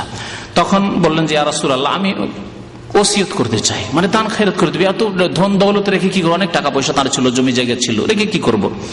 নবী সাল্লাল্লাহু আলাইহি ওয়াসাল্লাম বলেছেন না, 3 ভাগের 1 ভাগের বেশি না, বাকি মেয়েদের দিতে হবে। তাহলে কেউ যদি ওসিয়ত করতে চায় তারপরে বলছেন নবী করিম সাল্লাল্লাহু আলাইহি ওয়াসাল্লাম বলছেন ইন্নাকা লান তুখলিফা ফাতামাল আমালান তাবতাগি বিহি ওয়াজহাল্লাহ, তুমি যদি এরপরে বেঁচে থাকো এবং কোনো ভালো আমল করো, তাবতাগি বিহি ওয়াজহাল্লাহ, যার দ্বারা কি উদ্দেশ্য করবে? আল্লাহর সন্তুষ্টির উদ্দেশ্য করবে। তাহলে যে কোনো আমল করলে আল্লাহর সন্তুষ্টির উদ্দেশ্য করতে হবে। কোরআন এবং হাদিস এই শেখানো হয়েছে। নবী করিম সাল্লাল্লাহু আলাইহি সাল্লামের বুখারী মুসলিম শরীফের হাদিস। আরেকটি বুখারী মুসলিম শরীফের হাদিস রয়েছে, ফাইনাল্লাহ কাদ হারামা আলান নার মান ক্বালা লা ইলাহা ইল্লাল্লাহ ইয়াবতাগি বিযালিকা ওয়াজহাল্লাহ। আল্লাহ পাক জাহান্নামের উপর ওই ব্যক্তিকে হারাম করেছেন যেই ব্যক্তি লা ইলাহা ইল্লাল্লাহ বলবে, শুধু বলবে মন্ত্রের মতো না। কি বলছেন? ইয়াবতাগি বিযালিকা ওয়াজহাল্লাহ, এই লা ইলাহা ইল্লাল্লাহর মাধ্যমে সে আল্লাহর সন্তুষ্টি কামনা করে। যেই ব্যক্তি লা ইলাহা ইল্লাল্লাহ, আল্লাহ তোমার ছাড়া আমার কোনো মাবুদ নেই, এ কথা বলে আল্লাহ সন্তুষ্টি চায়, সে এক ওয়াক্ত নামাজ ছাড়তে পারে না। আল্লাহ তোমার ছাড়া আমার কোনো মাবুদ নেই মানে তোমারই ইবাদত করি, আর কারো করি না, তাহলে ইবাদত করবে। আর সর্বপ্রথম ইবাদত হচ্ছে কালিমার পরে হচ্ছে নামাজ। সুতরাং বেনামাজির জন্য কলেমা নাই, কলেমা হচ্ছে নামাজির জন্য। এই কলেমা পড়ে কি করবে? আল্লাহর সন্তুষ্টিকে উদ্দেশ্য করবে। সুতরাং আল্লাহর সন্তুষ্টির জন্য এই কিতাব লেখা উচিত ছিল। ভূমিকাতেই শুরুতে 3 লাইন 4 লাইন পরে বিসমিল্লাহ গলদ হয়ে গেছে, শিরকি গলদ, বড় শিরক হয়ে গেছে। আরো শুনে খাব্বাব বিন আরাত রাদিয়াল্লাহু তাআলা আনহু, খুব জুলুম অত্যাচার তার উপর মক্কার মুশরিক কাফের আবু জাহাল আবু লাহাবেরা করেছিল। তিনি বলছেন যে হিজরত করলাম হাজারনামা রাসূলুল্লাহ সাল্লাল্লাহু আলাইহি ওয়াসাল্লাম নালতামিসু ওয়াজহাল্লাহ, আমরা রাসূলুল্লাহ সাল্লাল্লাহু আলাইহি ওয়াসাল্লামের সাথে হিজরত করেছিলাম মক্কা থেকে মদিনায়। কি উদ্দেশ্যে? নবীর সন্তুষ্টির জন্য। সুবহানাল্লাহ, এখানে নবী সাল্লাল্লাহু আলাইহি ওয়াসাল্লামের সাথে হিজরত করছেন। বলতে তো পারতেন যে নবী সাল্লাল্লাহু আলাইহি ওয়াসাল্লামকে খুশি করার জন্য হিজরত করেছিলাম, আনসারীদেরকে খুশি করার জন্য হিজরত করেছিলাম। না, কি বলছেন? নালতামিসু ওয়াজহাল্লাহি তাআলা, আমরা আল্লাহ পাকের সন্তুষ্টির উদ্দেশ্যে হিজরত করেছিলাম। তাহলে হিজরত ইবাদত, আল্লাহর সন্তুষ্টির জন্য করেছিলাম। এই জন্য পশ্চিমা দেশে কেউ হিজরত করছে, যদি পেটের জন্য করে, চাকরির জন্য করে, তাহলে তাই পাবে। আর যদি ইসলামের দাওয়াত দেওয়ার জন্য যায়, যে আমি ইসলাম প্রচারের জন্য যাচ্ছি, তাহলে তা পাবে ইনশাআল্লাহ তাআলা। ইন্নামাল আমালু বিন্নিয়াত। নবী করিম সাল্লাল্লাহু আলাইহি ওয়াসাল্লামের এই হাদিসও রয়েছে, মুত্তাফাকুন আলাইহি, বুখারী মুসলিমের হাদিস, সবগুলি বুখারী মুসলিম শরীফের হাদিস। আর একটি হাদিস শোনায় আপনাদেরকে, হাদিসটি আবু দাউদে রয়েছে এবং তার সনদ সহিহ।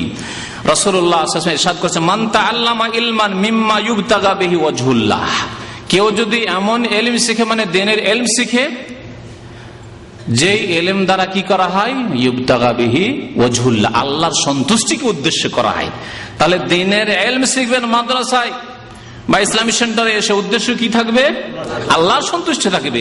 দ্বীনের ইলম লিখবেন, প্রচার করবেন, কি উদ্দেশ্য থাকবে? আল্লাহর সন্তুষ্টি থাকবে। জি, আল্লাহর সন্তুষ্টির উদ্দেশ্য থাকবে। কিন্তু যদি কেউ আল্লাহ সন্তুষ্টির উদ্দেশ্য না করে অন্য কোন উদ্দেশ্য করে, লা ইয়াতাআল্লামুহু ইল্লা লিয়ুসিবা বিহি আরাদাম মিনাদ দুনিয়া, কিন্তু সে ইলম শিখেছে দুনিয়ার উদ্দেশ্যে, অথবা ইলিয়াস সাহেবকে খুশি করার জন্য, এটা ওর মধ্যে শামিল।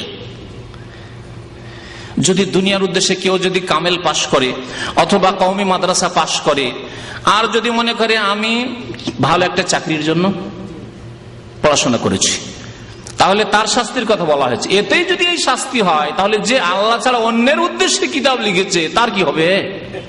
তার কি হবে বলুন তো দেখি। শোনেন, যে ব্যক্তি দুনিয়ার গরজে ইলম শিখলো, কোরআন হাদিস পড়লো কিন্তু দুনিয়ার গরজে, কোরআন হাদিস শিখবো, ভালো এক বক্তা হব, আর এক এক বক্তব্যে 5,000 টাকা করে নেবো, না হলে যাবো না। 5,000 যদি 1,000 কম করে দেন না, গরিব গ্রাম হইলো না, আমি যাব না। দুনিয়ার গরজ এক কথা, যে কোনো দুনিয়ার গরজ থাকে না কেন, দিন শিখে লাম ইয়াজিদ আরাফাল জান্নাতি ইয়াউমাল কিয়ামাহ, কিয়ামতের দিনে জান্নাতের সুগন্ধি পাবে না। আরাফ মানে ইয়ানি রিহা, জান্নাতের সুগন্ধি পাবে না। তাহলে আল্লাহ ছাড়া অন্যের সন্তুষ্টির জন্য যদি কোনো কাজ করা হয়, তাহলে জান্নাতের সুগন্ধি পাওয়া যাবে না। নবী করিম সাল্লাল্লাহু আলাইহি ওয়াসাল্লাম বলেছেন, আবু দাউদের হাদিস। মসজিদ বানালেন, কিন্তু মাদ্রাসা বানালেন, আর আপনার উদ্দেশ্য থাকলো কি? দুনিয়ার গরজ, মানুষের মধ্যে খ্যাতি হোক, লেখা থাকবে অমুক মসজিদ বানিয়েছে, সবাই জানবে যে আমি মসজিদটা বানিয়ে গেছি, আমার একটা প্রভাব থাকবে, আমার ছেলে মেয়েদের একটা প্রভাব থাকবে যে আমরা জমিদার ফ্যামিলি, আমরা সুখী ফ্যামিলি, আমরা এই যে মসজিদ বানিয়ে গেছি। তাহলে কিছু পাবে না, লামিয়া যে দারাফাল জান্নাহ। কিন্তু যদি আল্লাহ সন্তুষ্টির জন্য মসজিদ বানায়, দেখেন হাদিস শোনেন, এই হাদিস দিয়ে শেষ করছি এই বিষয়টি, বুখারী শরীফের হাদিস। রাসূলুল্লাহ সাল্লাল্লাহু আলাইহি ওয়াসাল্লাম ইরশাদ করেছেন, মান বানা মসজিদান লিল্লাহ, যেই ব্যক্তি আল্লাহর সন্তুষ্টির জন্য মসজিদ বানাবে। বুখারী বলছেন যে আমি মনে করি যে নবী সাল্লাল্লাহু আলাইহি ওয়াসাল্লাম বলেছেন, বা আমার উস্তাদ বলেছেন, ইয়াবতাগি বিহি ওয়াজহাল্লাহ, মসজিদ বানাবে কি উদ্দেশ্যে? আল্লাহর সন্তুষ্টি হাসিলের জন্য। আল্লাহর সন্তুষ্টি, মসজিদ বানাইতে হবে আল্লাহর সন্তুষ্টির জন্য, ইলম শিখতে হবে আল্লাহর সন্তুষ্টির জন্য। যতগুলি দান খায়রাতের কথা আসলো, হিজরত, সবগুলি আল্লাহর সন্তুষ্টির জন্য। আর কিতাব লিখবেন ইলিয়াস সাহেবের সন্তুষ্টির জন্য। বানাল্লাহু লাহু মিসলাহু ফিল জান্নাহ, তাহলে আল্লাহ সন্তুষ্টির জন্য কেউ যদি মসজিদ বানায়, আল্লাহ পাক তার অনুরূপ, মানে ওই মসজিদের অনুরূপ আল্লাহর কাছে আর উত্তম নিয়ামত রয়েছে, ওই রকমই মানে আল্লাহ পাক স্পেশাল ঘর বানিয়ে দেবেন তার জন্য জান্নাতে মসজিদের বিনিময়ে।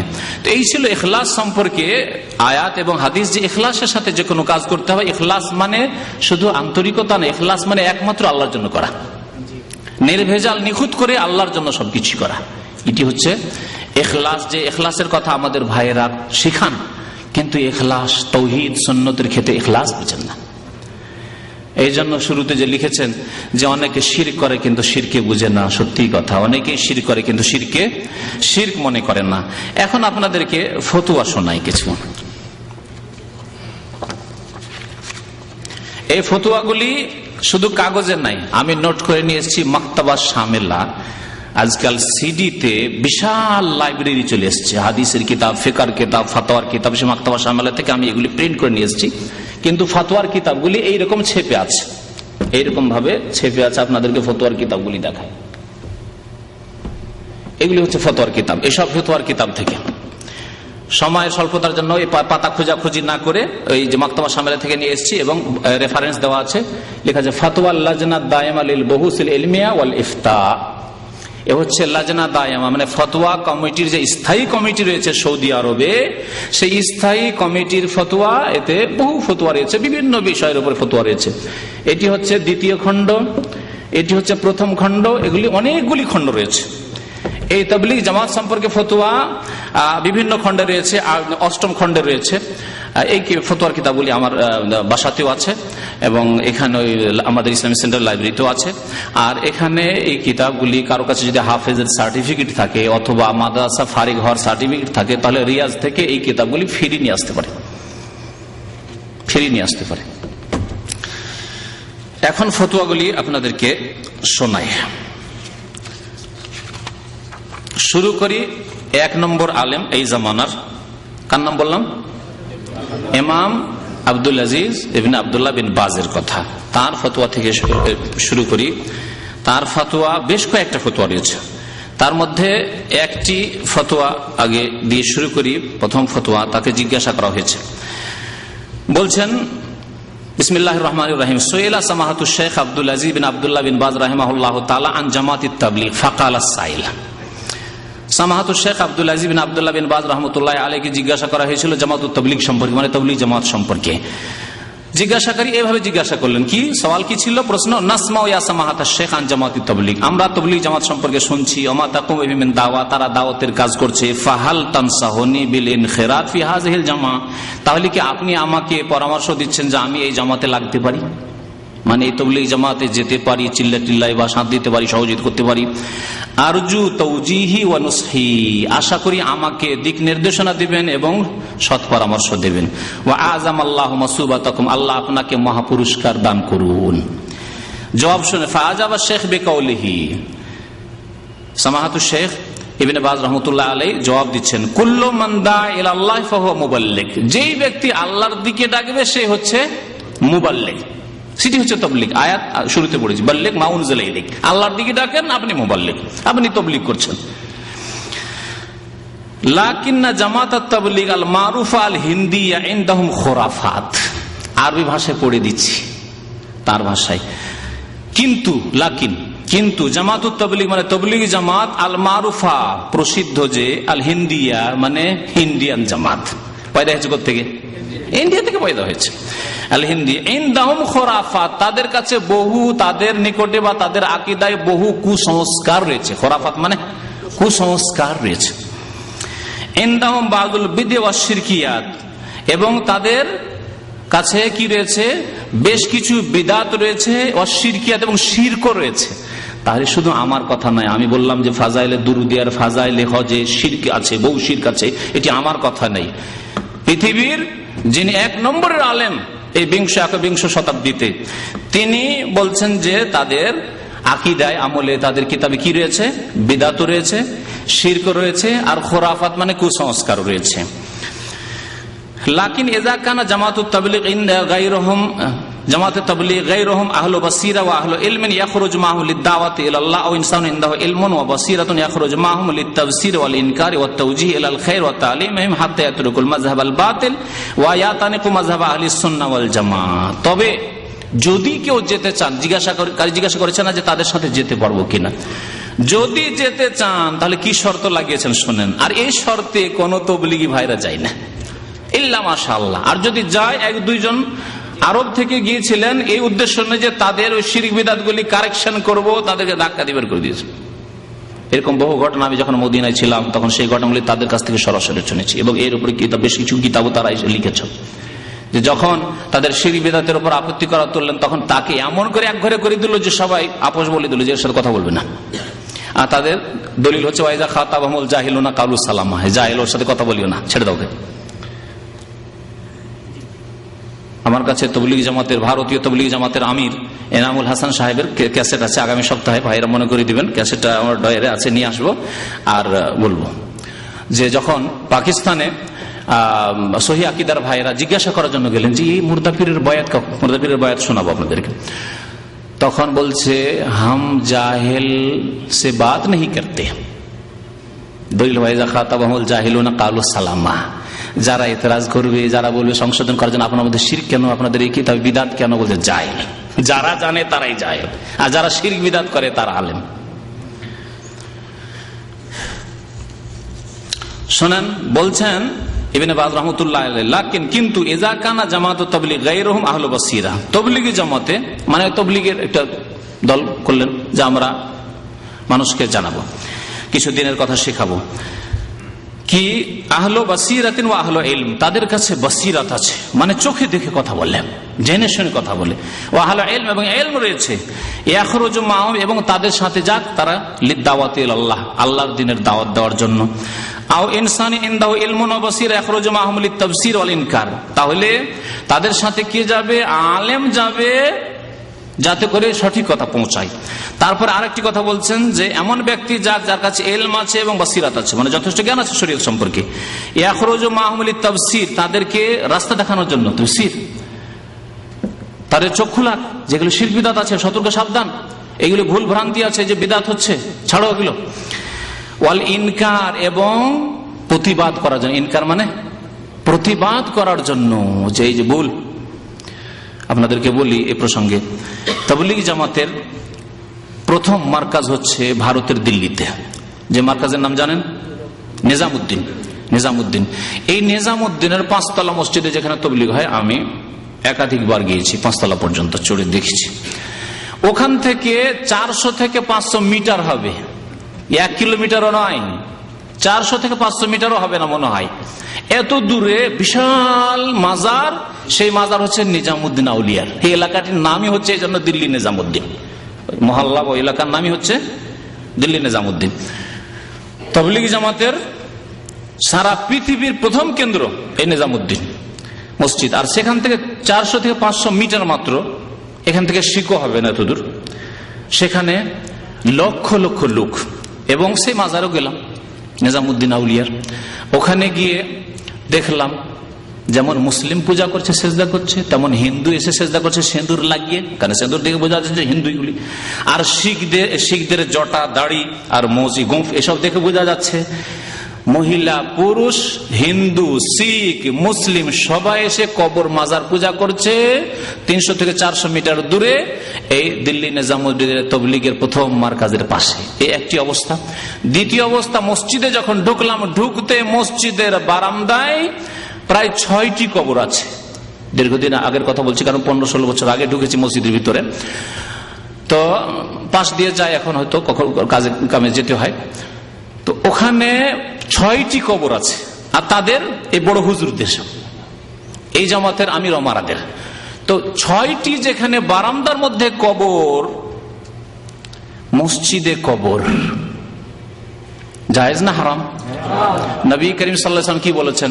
এর আগে কিন্তু কবর মাজার পূজা সম্পর্কে 2-3 সপ্তাহ আগে আলোচনা করেছি, তাতে হাদিসগুলি সব উল্লেখ করেছি। লানাতুল্লাহি আলাল ইয়াহুদি ওয়ান নাসারা ইত্তাখাযু কুবুর আমবিয়াহিম মাসাজিদা। ইহুদি খ্রিস্টানদের উপর আল্লাহর লানত এই জন্য হয়েছে যে তারা তাদের নবীদের কবরগুলিকে কি করেছে? সিজদার স্থান মসজিদে পরিণত করেছে। তাহলে নবীও নয়, যদি আলেম ওলামাদের কবর যদি মসজিদে রাখে, তাহলে তাদের উপর কত বড় লানত হবে। ওই মসজিদে, যে মসজিদ হচ্ছে মার্কাজ, প্রধান মার্কাজ, তাতে প্রায় 6টি কবর আছে আমার দেখা মতে। তাতে আমি নিজে কবরগুলি দেখছি বারান্দার মধ্যে, আমার বাইরে নাই, বারান্দা মানে পাশে নামাজ হচ্ছে, জি পাশে নামাজ হচ্ছে, ডান দিয়ে কবর নিয়ে। ঢাকার প্রায় মসজিদে আছে আমাদের আবু জি বহু মসজিদ রয়েছে, বহু মসজিদে রয়েছে। এটা বলছি তাদের মার্কাজ, সেই জন্য বলছি যে মার্কাজে কেউ শিরক মুক্ত করতে পারেনি, কারণ উদ্দেশ্য শিরক মুক্ত করা নয়, বরং শিরক কিতাবেও রয়েছে, মার্কাজে প্রধান কেন্দ্রেও রয়েছে, আকীদাতেও রয়েছে, আমলেও রয়েছে। তাই বলছেন ইমাম ইবনে বাজ রাহমাতুল্লাহ আলাইহি, ইনকার করার জন্য মানে প্রতিবাদ করার জন্য যদি যাওয়া, তাওজীহ আলাল খায়র, এবং তাদের রাহনুমাই করার জন্য যদি রাস্তা দেখানোর জন্য যাই, তাদের তালিমের জন্য যাই, হাত্তা ইয়াতরুকুল মাযহাব আল বাতিল, যাতে করে তারা বাতিল তরিকা ছেড়ে দেয়। এই প্রচলিত যে ইলিয়াসি তবলিগ, একে কি বললেন তিনি? আল মাযহাবুল বাতিল, এই বাতিল তরিকা যাতে ছেড়ে দেয়। ওয়া ইয়াতানিকু মাযহাব আহলিস সুন্নাত ওয়াল জামাআহ, যাতে করে তারা আহলিস সুন্নাত ওয়াল জামাতের মাযহাব ধরে নেয়। এ হচ্ছে ফতোয়া ইমাম ইবনে বাজ রাহমাতুল্লাহি আলাইহির ফতোয়া। দ্বিতীয় বড় আলেম কার নাম বললাম মনে আছে? আল্লামা নাসিরুদ্দিন আলবানী রাহমাতুল্লাহি আলাইহি। শেখ ইবনে বাজকে আরেকটি ফতোয়া জিজ্ঞাসা করা হয়েছে ওই সম্পর্কে, যে খারাজ তো মা জামাতি তাবলিগ লিল হিন্দ ওয়া পাকিস্তান, বলছে আমি তাবলিগ জামাতে গিয়েছিলাম ইন্ডিয়া এবং পাকিস্তানে, অকুন্না নাজতামু ওয়া নুসাল্লি ফি মাসাজিদ ইউজাদু বিহা কুবুর, আমরা সেখানে গিয়ে দেখলাম বহু মসজিদ রয়েছে, যে মসজিদগুলিতে আমরা ওই চিল্লার ইজতেমা করতাম, যে মসজিদগুলির ভিতরে কবর আছে। ওয়াসামিআতু, আর শুনেছি আন্না সালাত ফিল মাসজিদ আল্লাযী ইউজাদু বিহি কবর বাতিলা, যে মসজিদে কবর আছে সেই মসজিদে নামাজ বাতিল। তাহলে আমরা কি করব? আমরা যে নামাজ পড়েছি, হাল ওই দোহা, এখন ফিরে এসেছি, কোন অন্য দেশের লোক বলছে ফিরে এসে এখন কি নামাজগুলিকে আবার পুনরায় দোহরিয়ে পড়বো? মা হুকমুল খুরুজ মা হুম হাজিল আমাকে, এইসব জায়গায় যাওয়ার হুকুম কি? তখন শেখ ইবনে বাজ রাহমাতুল্লাহ আলাইহি বলেছিলেন যে না, এই তাবলীগ জামাতের নিকট ফাইন্না জামাত আত-তাবলীগ লাইসা ইনদাহুম বাসীরাতুন ফি মাসাইলিল আকীদাহ, ফাইন্না জামাত আত-তাবলীগ লাইসা ইনদাহুম বাসীরা ফি মাসাইলিল আকীদা, আকীদার মাসলা মাসাইল, বিশ্বাসের ক্ষেত্রে, ফেতের ক্ষেত্রে তাবলীগ জামাতের কোনো জ্ঞান নেই। লাইসা ইনদাহুম বাসীরা, সুতরাং তাদের সংশোধন ছাড়া, তাদের সহযোগিতার উদ্দেশ্যে এরকম যাওয়া যাবে না, এইসব কথাগুলি বলেছেন। তারপরে বলেছেন ওয়াল ওয়াজিবু আলাইকা ইয়াদাতু মা সাল্লাইতা ফিহা, এই যে কবরওয়ালা মসজিদে যে যতগুলি নামাজ পড়েছে সেই নামাজগুলি তোমার উপর পুনরায় ফিরিয়ে আদায় করা হচ্ছে ফরজ। লিকাউলিন নবী সাল্লাল্লাহু আলাইহি ওয়াসাল্লাম, কারণ নবী সাল্লাল্লাহু আলাইহি ওয়াসাল্লাম বলেছেন লানাল্লাহুল ইয়াহুদা ওয়ান নাসারা ইত্তাখাযু কুবুর আমবিয়াহিম মাসাজিদ, আল্লাহর লানত হয়েছে ইহুদি খ্রিস্টানদের উপর যে তারা নবীগণের কবরগুলিকে মসজিদে পরিণত করেছে। মুত্তাফাকুন আলা সিহাতিহি, মুত্তাফাকুন আলাইহি, বুখারী মুসলিমের হাদিস। এইরকম বহু হাদিস, আরো বেশ কিছু হাদিস উল্লেখ করেছেন তিনি। ইবনে বাজ রাহমাতুল্লাহ আরো বেশ কিছু ফতোয়া রয়েছে। এখন ফিরে আসি আল্লামা নাসিরুদ্দিন আলবানী রাহমাতুল্লাহি আলাইহির ফতোয়া। বলছেন সুয়েলা রাহিমাহুল্লাহ তাআলা, আল্লামা মুহাম্মদ নাসিরুদ্দিন আলবানী রাহমাতুল্লাহ আলাইহিকে জিজ্ঞাসা করা হয়, মা রায়ুকুম ফি জামাতিত তাবলীগ, আপনার মতামত কি তাবলীগ জামাত সম্পর্কে? হাল ইয়াজুজু লিতালিবিল ইলমি আও গায়রিহি আন ইয়াখরুজা মাআহুম বিদাওয়াতি ইলাল্লাহ, কোন তালেবে ইলম মানে আলেম ধরনের লোক, আরব দেশে কিন্তু মধ্যম আলেমগুলোকে তালেবে ইলম বলে, আমরা সব কিন্তু তালেবে ইলম। আপনাদের সমাজে আমরা, বা আমাদের সমাজে আমরা, ভারত পাকিস্তান বাংলাদেশ আমরা আলেম, কিন্তু আমরা আসলে আরব ভাষায় তালেবে ইলম, আমরা ইলম শিখছি। আর আসলে কথা আমরা ডেলি পড়াশোনা করছি, এলিম শিখতে আছে। এমন আলেম হয়ে যায়নি যে ইমাম হুজ্জত, ওই রকম আলেম আমরা হইনি। কিন্তু আমাদের দেশে তো টাইটেল পাস করলে, কামেল পাস করলে আর কমেল মাদ্রাসা পাস করলে সব আলেম হয়ে যায়। তো শোনেন, বলছেন যে কোন তালেবে ইলম মানে মধ্যম শ্রেণীর যারা আলেম, আউগাইর হয়ে অথবা অন্য লোকেরা ডাক্তার, ইঞ্জিনিয়ার, আজকাল রিটায়ার হয়ে বেশিরভাগ ইন্ডিয়া বাংলাদেশে যতগুলি ঘুষের চাকরি করেছে, সুদি কারবার করেছে, বড় বড় ব্যবসায়ী, এখন বুড়া হয়ে গেছে, তোবা করতে হবে। সুতরাং সবচাইতে শর্টকাট কোর্স হচ্ছে তাবলীগ জামাত। চিল্লায় চলে যাও, দিয়ে একবার দাড়ি বাড়িয়ে চলে এসে কাজ হয়ে যাবে। তো এইরকম যাওয়া যাবে, যাওয়া যাবে কি বেদাওয়াত দাওয়াতে আল্লাহ, আল্লাহর দিনের দাওয়াত দিতে যাচ্ছি তাবলীগ জামাতের সাথে। ফাআজাবা ইমাম নাসিরউদ্দিন আলবানী রাহমাতুল্লাহ জবাব দিচ্ছেন, জামাতুত তাবলীগ লা তাকুমু আলা মানহাজি কিতাবিল্লাহি ওয়া সুন্নতি রাসূলি আলাইহিস সালাতু ওয়াস সালাম ওয়া মা কানা আলাইহি সালাফুনা সালেহ। তরজমা করি, বলছেন যে তাবলীগ জামাত আল্লাহর কিতাব কোরআনে কারীম এবং রাসূলুল্লাহ সাল্লাল্লাহু আলাইহি ওয়াসাল্লামের সুন্নাত আর সালাফে সালেহিনের তরিকার মানহাজ মানে পথের ওপর প্রতিষ্ঠিত হয়নি। আর শুনেন, লা তাকুমু মানে কায়েম হয়নি, প্রতিষ্ঠিত হয়নি, আলা মানহাজে কিতাবিল্লাহ আল্লাহর কিতাব কোরআনে কারীমের ওপর এবং সুন্নাতে রাসূলের ওপর আর সালাফে সালেহিন অর্থাৎ সাহাবায়ে কেরামের তরিকার ওপর। কারণ আজকে ইসলামে 1400 বছর হয়ে গেল। 1400 বছরে এই চিল্লার জামাত কোনোদিনই পয়দা হয়নি, 70-80 বছর পয়দা হইল। আর এদের তরিকা এটি কোরআন সুন্নাহর তরিকাও নয়, নবী সাল্লাল্লাহু আলাইহি ওয়াসাল্লামের তরিকা না, আর সালাফে সালেহিন সাহাবায়ে কেরাম তাবেঈনদের তরিকাও নয়। ওয়াইদা কানাল আমরু কাযালিকা, বলছেন যে তাহলে যখন ব্যাপারটা এরকমই যে কোরআন সুন্নাহ মোতাবেক এই জামাত প্রতিষ্ঠিত হয়নি, ফালা ইয়াজুজুল খুরুজ মাহুম, তাহলে তাদের সাথে বেরিয়ে চিল্লায় যাওয়া জায়েজ নয়। ভালো করে শুনেন, ফালা ইয়াজুজুল খুরুজ মাহুম। এখানে একটি কথা আরো বলি, 1400 বছর, এই যে 1400 বছর ইসলামের ইতিহাস, এতে কোরআনে কারীমের এই আয়াতের তাফসীর নাকি কেউ বুঝতে পারল না। ইলিয়াস সাহেব আর জাকারিয়া সাহেব এরা বুঝে নিল কি তাফসীর, কুনতুম খায়রা উম্মাতিন উখরিজাত লিন-নাস, তোমরা শ্রেষ্ঠ উম্মাত, তোমাদেরকে কি করা হয়েছে, বের করা হয়েছে। উখরিজাত লিন-নাস আরবিতে ওর ভাব হচ্ছে যে তোমাদেরকে পৃথিবীতে আনা হয়েছে। হে শেষ উম্মত, হে নবী মুহাম্মদ সাল্লাল্লাহু আলাইহি ওয়াসাল্লাম উম্মত, তোমাদেরকে পৃথিবীতে নিয়ে আসা হয়েছে। 1400 বছরে যত তাফসীর লেখা হয়েছে সবাই এই বুঝলো, কিন্তু ইলিয়াস সাহেব বলছেন যে এর তাফসীর আমি খাবে বুঝেছি। খাব শরীফে কি বুঝলেন, যে উখরিজাত মানে খুরুজ করতে হবে, খুরুজ মানে চিল্লাই, 3 দিন হোক আর 10 দিন হোক আর 40 হোক 4 মাস হোক, এই খুরুজের তাফসীর বুঝে নিলেন খাব শরীফে। জি, খাব শরীফ মানে স্বপ্ন, কি বুঝেন না, আশ্চর্য কথা। শোনেন, বলছেন যে তাদের সাথে তাহলে খুরুজে চিল্লা যাওয়া 3 দিনে 10 দিনে 4 মাসে বা 40 দিনে যাওয়া জায়েজ নয়। লিআন্নাহু ইউনাফি মানহাজানা, কারণ এটি হচ্ছে সালাফে সালেহিনের পথের পরিপন্থী, বিপরীত।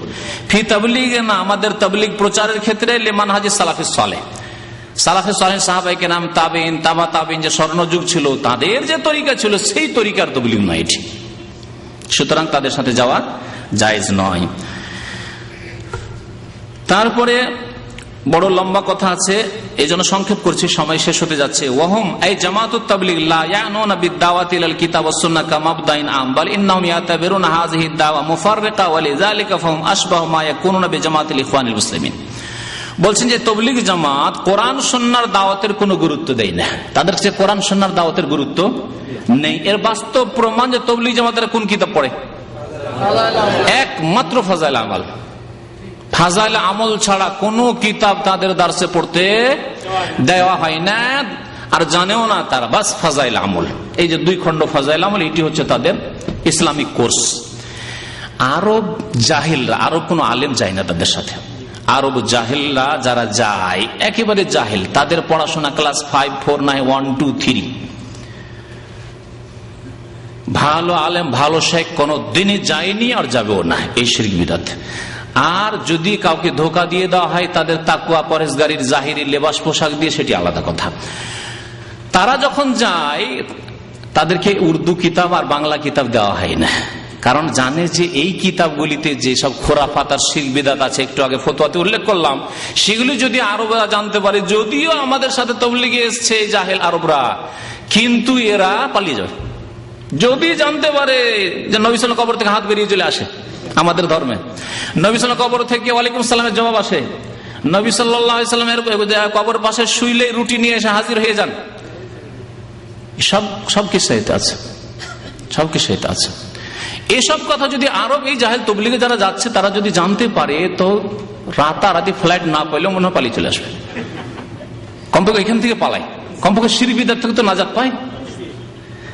এজন্য চালাকি করে কি করা হয়, আরব তাবলীগদেরকে রিয়াজুস সালেহিন ধরিয়ে দেওয়া হয়। রিয়াজুস সালেহিন ইমাম নববী রাহমাতুল্লাহ আলাইহির কোরআন হাদিস সম্বলিত কিতাব। কোরআনে আয়াত আছে যে কোন অধ্যায়ের প্রথমে কয়েকটি করে, আর তারপরে হাদিস আছে, এছাড়া আর কিছু নেই। তার নিজেরও বক্তব্য তেমন নেই, কোরআন এবং হাদিস।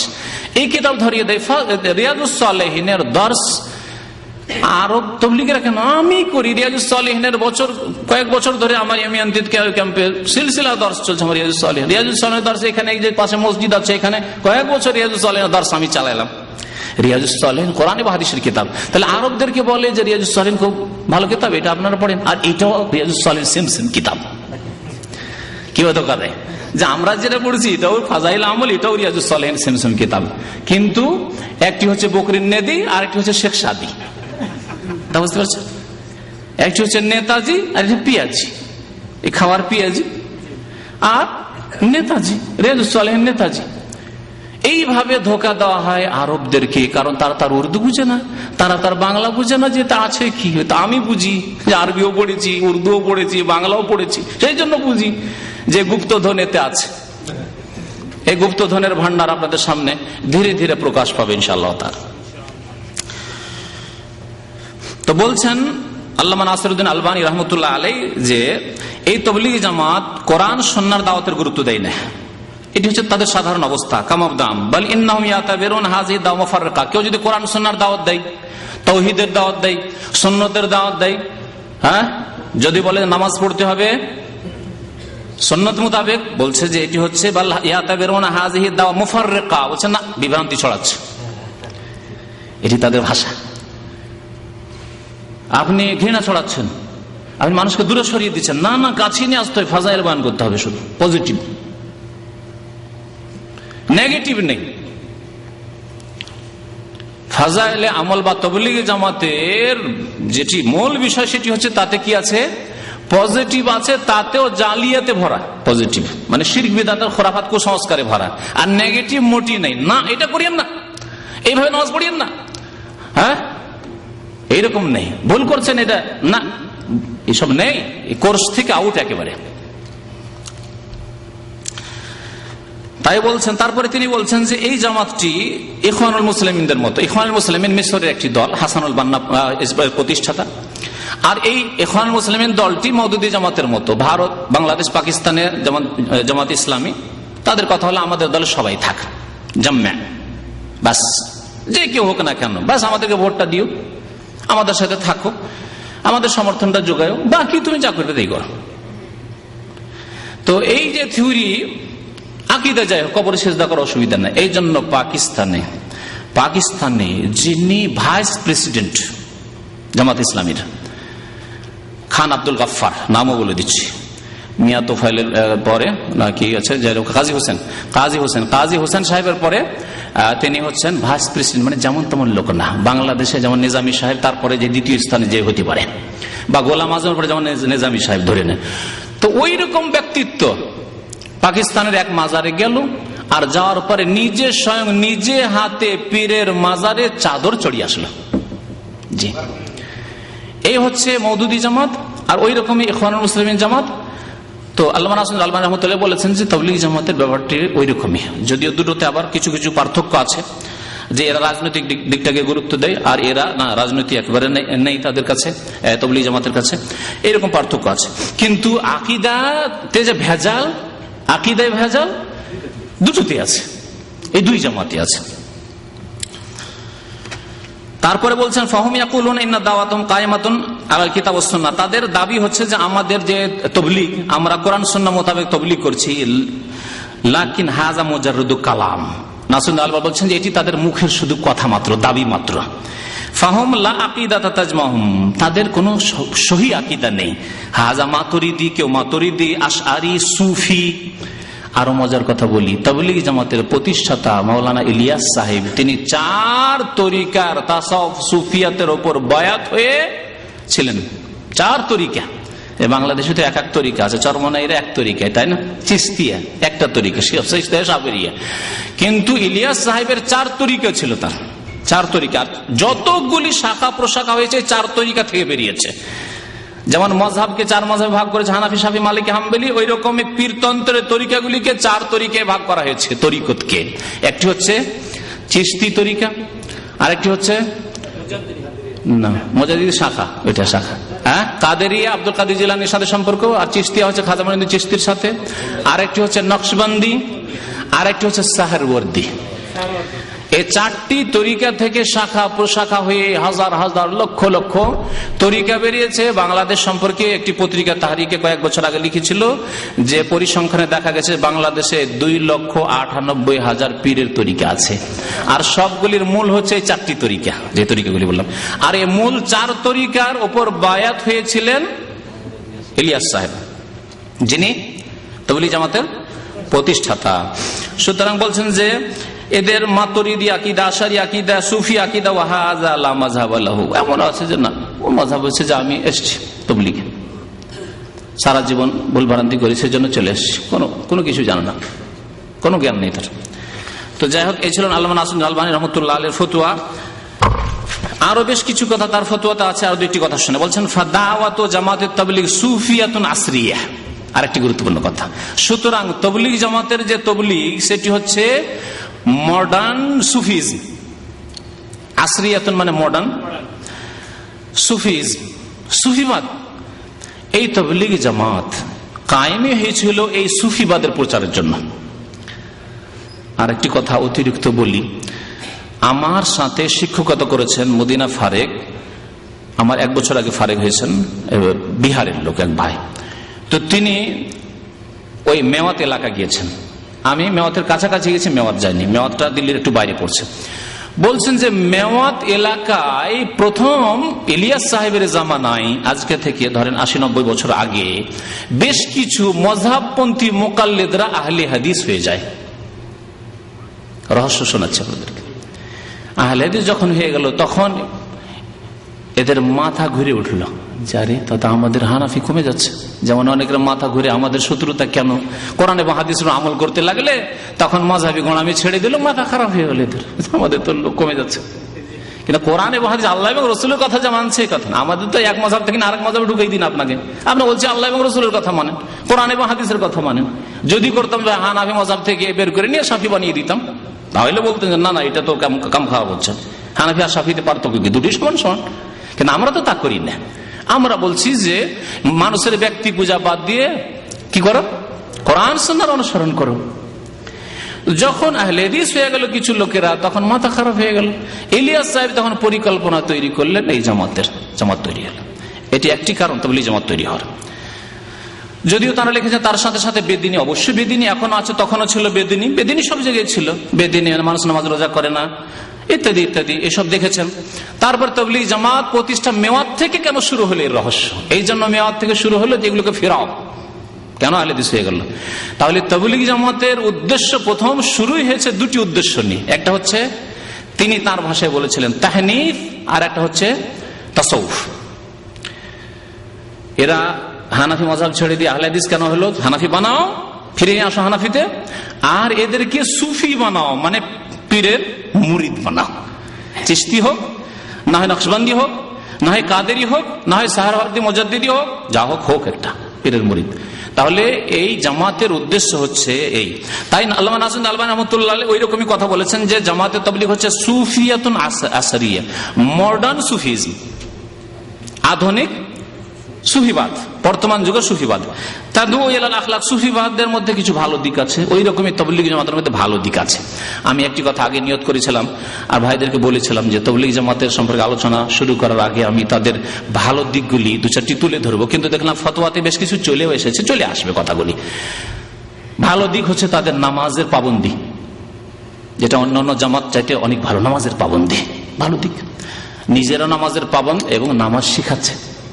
ভুলই শিখাক, কিন্তু নামাজ শিখাচ্ছে। বেনামাজি নামাজি বানানো ভালো কাজ, এই ক্ষেত্রে আমরা একমত। বরং ওর চাইতে শক্ত ফতোয়া হচ্ছে কোরআন সুন্নাহ অনুসারীদের, সাহাবায়ে কেরামদের, যে নামাজ না পড়লে মুসলমান নয়। তাবলীগী জামাতের ভাইরা তাদের আকীদায় বেনামাজিকে ফাসিক বলে। আমরা বলছি বেনামাজি ফাসিক না কাফের, কারণ নবী সাল্লাল্লাহু আলাইহি ওয়াসাল্লাম বেনামাজিকে কাফের বলে আখ্যায়িত করেছেন। গত মঙ্গলবারে বেনামাজির উপরে এই বক্তব্য আমার হয়েছে। বেনামাজি মুসলিম নাই। তাহলে এই ক্ষেত্রে তারা হক কথা বলেছেন যে নামাজ ছাড়া ইসলাম নেই, নামাজ পড়তে হবে, নামাজ তাদের মধ্যে রয়েছে। অন্যান্য জামাতে যারা কাজ করে তাদের মধ্যে দেখেছি, আমি এখানে দামামে দেখেছি, নাম ধরে বলার দরকার নেই, তার পাশের জামাতটি আর কি, যে জামাতটির কথা একটু আগে বললাম, তারা বড় বড় কথা, তাদের রাজনৈতিক কথা, আমরা এই যাব নেতৃত্বে গিয়ে আমরা দেশকে একবার ইসলামী শাসনে নিয়ে আসবো, এই করবো সেই করবো, কিন্তু ফজরের নামাজে তাদের খুঁজে পাওয়া যায় না। তাহলে এই জামাতের মধ্যে এই গুণটি আছে না, তারা নামাজে ঠিক আছে, নামাজে তারা ঠিক আছে। আর একটি দিক ঠিক আছে, সেটা হচ্ছে চরিত্র, ব্যবহার, চরিত্র, নমনীয়তা, তাওয়াজু, খাকসারি, ভালোভাবে কথা বলা, এটা ঠিক আছে। কিন্তু এখানে একটা কিন্তু আছে। আপনি যদি অচেনা ব্যক্তি হন তাহলে ভালো ব্যবহার করবে, আর চেনা ব্যক্তি যদি তাদের দলের হন বা আশা রাখছে যে আপনাকে টেনে নিয়ে আসা যাবে, তাহলে ভালো ব্যবহার করবে খুব তাওয়াজুর সাথে। আর যদি চেনেন নাই, আমার মতো করে যে আমাকে চেনে ফেলেছে, যে একে পাওয়া যাবে না, ঠিক না? আমাকে পাওয়ার জন্য জামাত ইসলামীর ভাইরাও চেষ্টা করেছে, এখানে দামামে, দেশেও চেষ্টা করেছিল, দেশেও চেষ্টা করেছে, আর এখানেও অনেক চেষ্টা করেছে। আর তার আগে তাবলীগ জামাত চেষ্টা করেছে। এখানে মসজিদে ছিল না, ভেঙে তৈরি হচ্ছে না। প্রথম এসে মাগরিবের নামাজ এক ওয়াক্ত পড়লাম, আমার আসা 4-5 দিন হয়েছে, তখন ইসলামী সেন্টার একটু দূর ওইদিকে ছিল, কালসাম বিল্ডিং এ।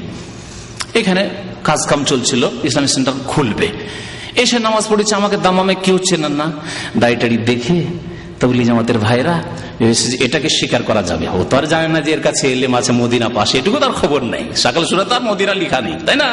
আর এলেমও বা কি আছে না আছে তাও তো লিখা নেই। এই মসজিদের ইমাম ছিল ইন্ডিয়ান বিদাতি তাবলীগী, আর মুয়াজ্জিন ছিল বাংলাদেশে এক বিদাতি,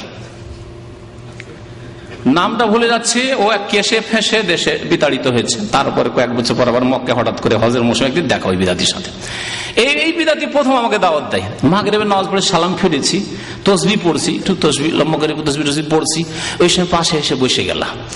আসার পরে বলছেন যে কোথা থেকে এসছেন, কখন এসছেন, ভালো মন্দ সালাম দেবো, মাশাআল্লাহ কত তাওয়াজুর সাথে কথাবার্তা। তারপরে আমি কিন্তু বুঝতে দিইনি যে কোথায় এসছি, ওই যেখানে দামামে এসছি, আমি নতুন এসছি, এতদূর জানতে পারিনি যে ইসলামিক সেন্টার। ইসলামিক সেন্টার নাম শুনলে তো তার উজু নষ্ট হয়ে যেত।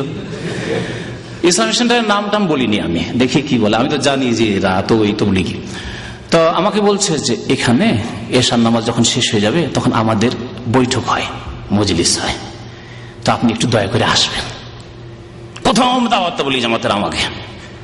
ছোট্ট একটা ঘর ছিল, ঢুকতে একটা ঘর ছিল না, ছোট্ট একটা ঘর, ওই বিদাতি মানে মুয়াজ্জিন খাদেমের ঘর, ওই ঘরে ওদের ইজতিমা হবে, আমাকে ডাকলো। আমি এসে আমার ডাইরেক্টরকে বললাম যে আজকে তাবলীগী জামাতের দাওয়াত পেয়েছি। তা বলছে যান, যদি আপনি প্রতিবাদ করতে পারেন তো যান, ওলামার ফতোয়া প্রতিবাদ করেন, তাদের বিদাত যেগুলি আছে ভুল ধরে দিতে পারেন, তাহলে যান। বললাম আমি জানি ভালো করে, ভারত থেকে তাবলীগী জামাতকে চিনি, যদি ভুল ধরিয়ে দিই তাহলে আমাকে এক করে দিবে, আর কথা বলবে না, আর তারপরে কেউ কথা বলবে না। তো আমি যেটা বললাম যে তাবলীগী জামাতের চরিত্রে নমনীয়তা, আখলাক, ব্যবহার খুব সুন্দর অচেনা ব্যক্তির জন্য। আর চেনা ব্যক্তি যদি আশা করে যে না এই ছেলেটাকে টানতে পারবো, তাহলে ভালো ব্যবহার। আর যদি দেখে যে না একে পারা যাবে না, তাহলে আপনাকে যদি দেখে এই দিকে, তাহলে ওই দিক দিয়ে টান দেবে, সালাম পর্যন্ত দেবে না। ওটা আমার সাথে বহু ঘটেছে, মিথ্যা কথা বলছি না আমি, আল্লাহকে সাক্ষী রেখে বলছি। বহু তাবলীগী, আরে তাবলীগী হইলে কি হবে, আরে আমি একজন মুসলমান, তো আর তুমিও তো মুসলমান, সামনাসামনি দেখা হলে সালাম আলাইকুম তো আমিও দেবো, হ্যাঁ, সুতরাং তোমার উচিত যে সালাম দেওয়া। আমি একদিন সালাম দিয়ে দেখলাম, আরেকদিন দেখে আমাকে দেখে পালাচ্ছেন ওই দিক দিয়ে, তাহলে আপনি কি চরিত্রের? ভালো চরিত্র, এর নাম আখলাক। তাহলে তাদের আখলাক ভালো, যে প্রশংসা করা হয়েছে কার সাথে ওইটা ভালো করে বুঝে নেন, নতুন ব্যক্তিদের সাথে, অথবা যার কাছে আশা আছে যে চিল্লাই টানা যাবে তার সাথে।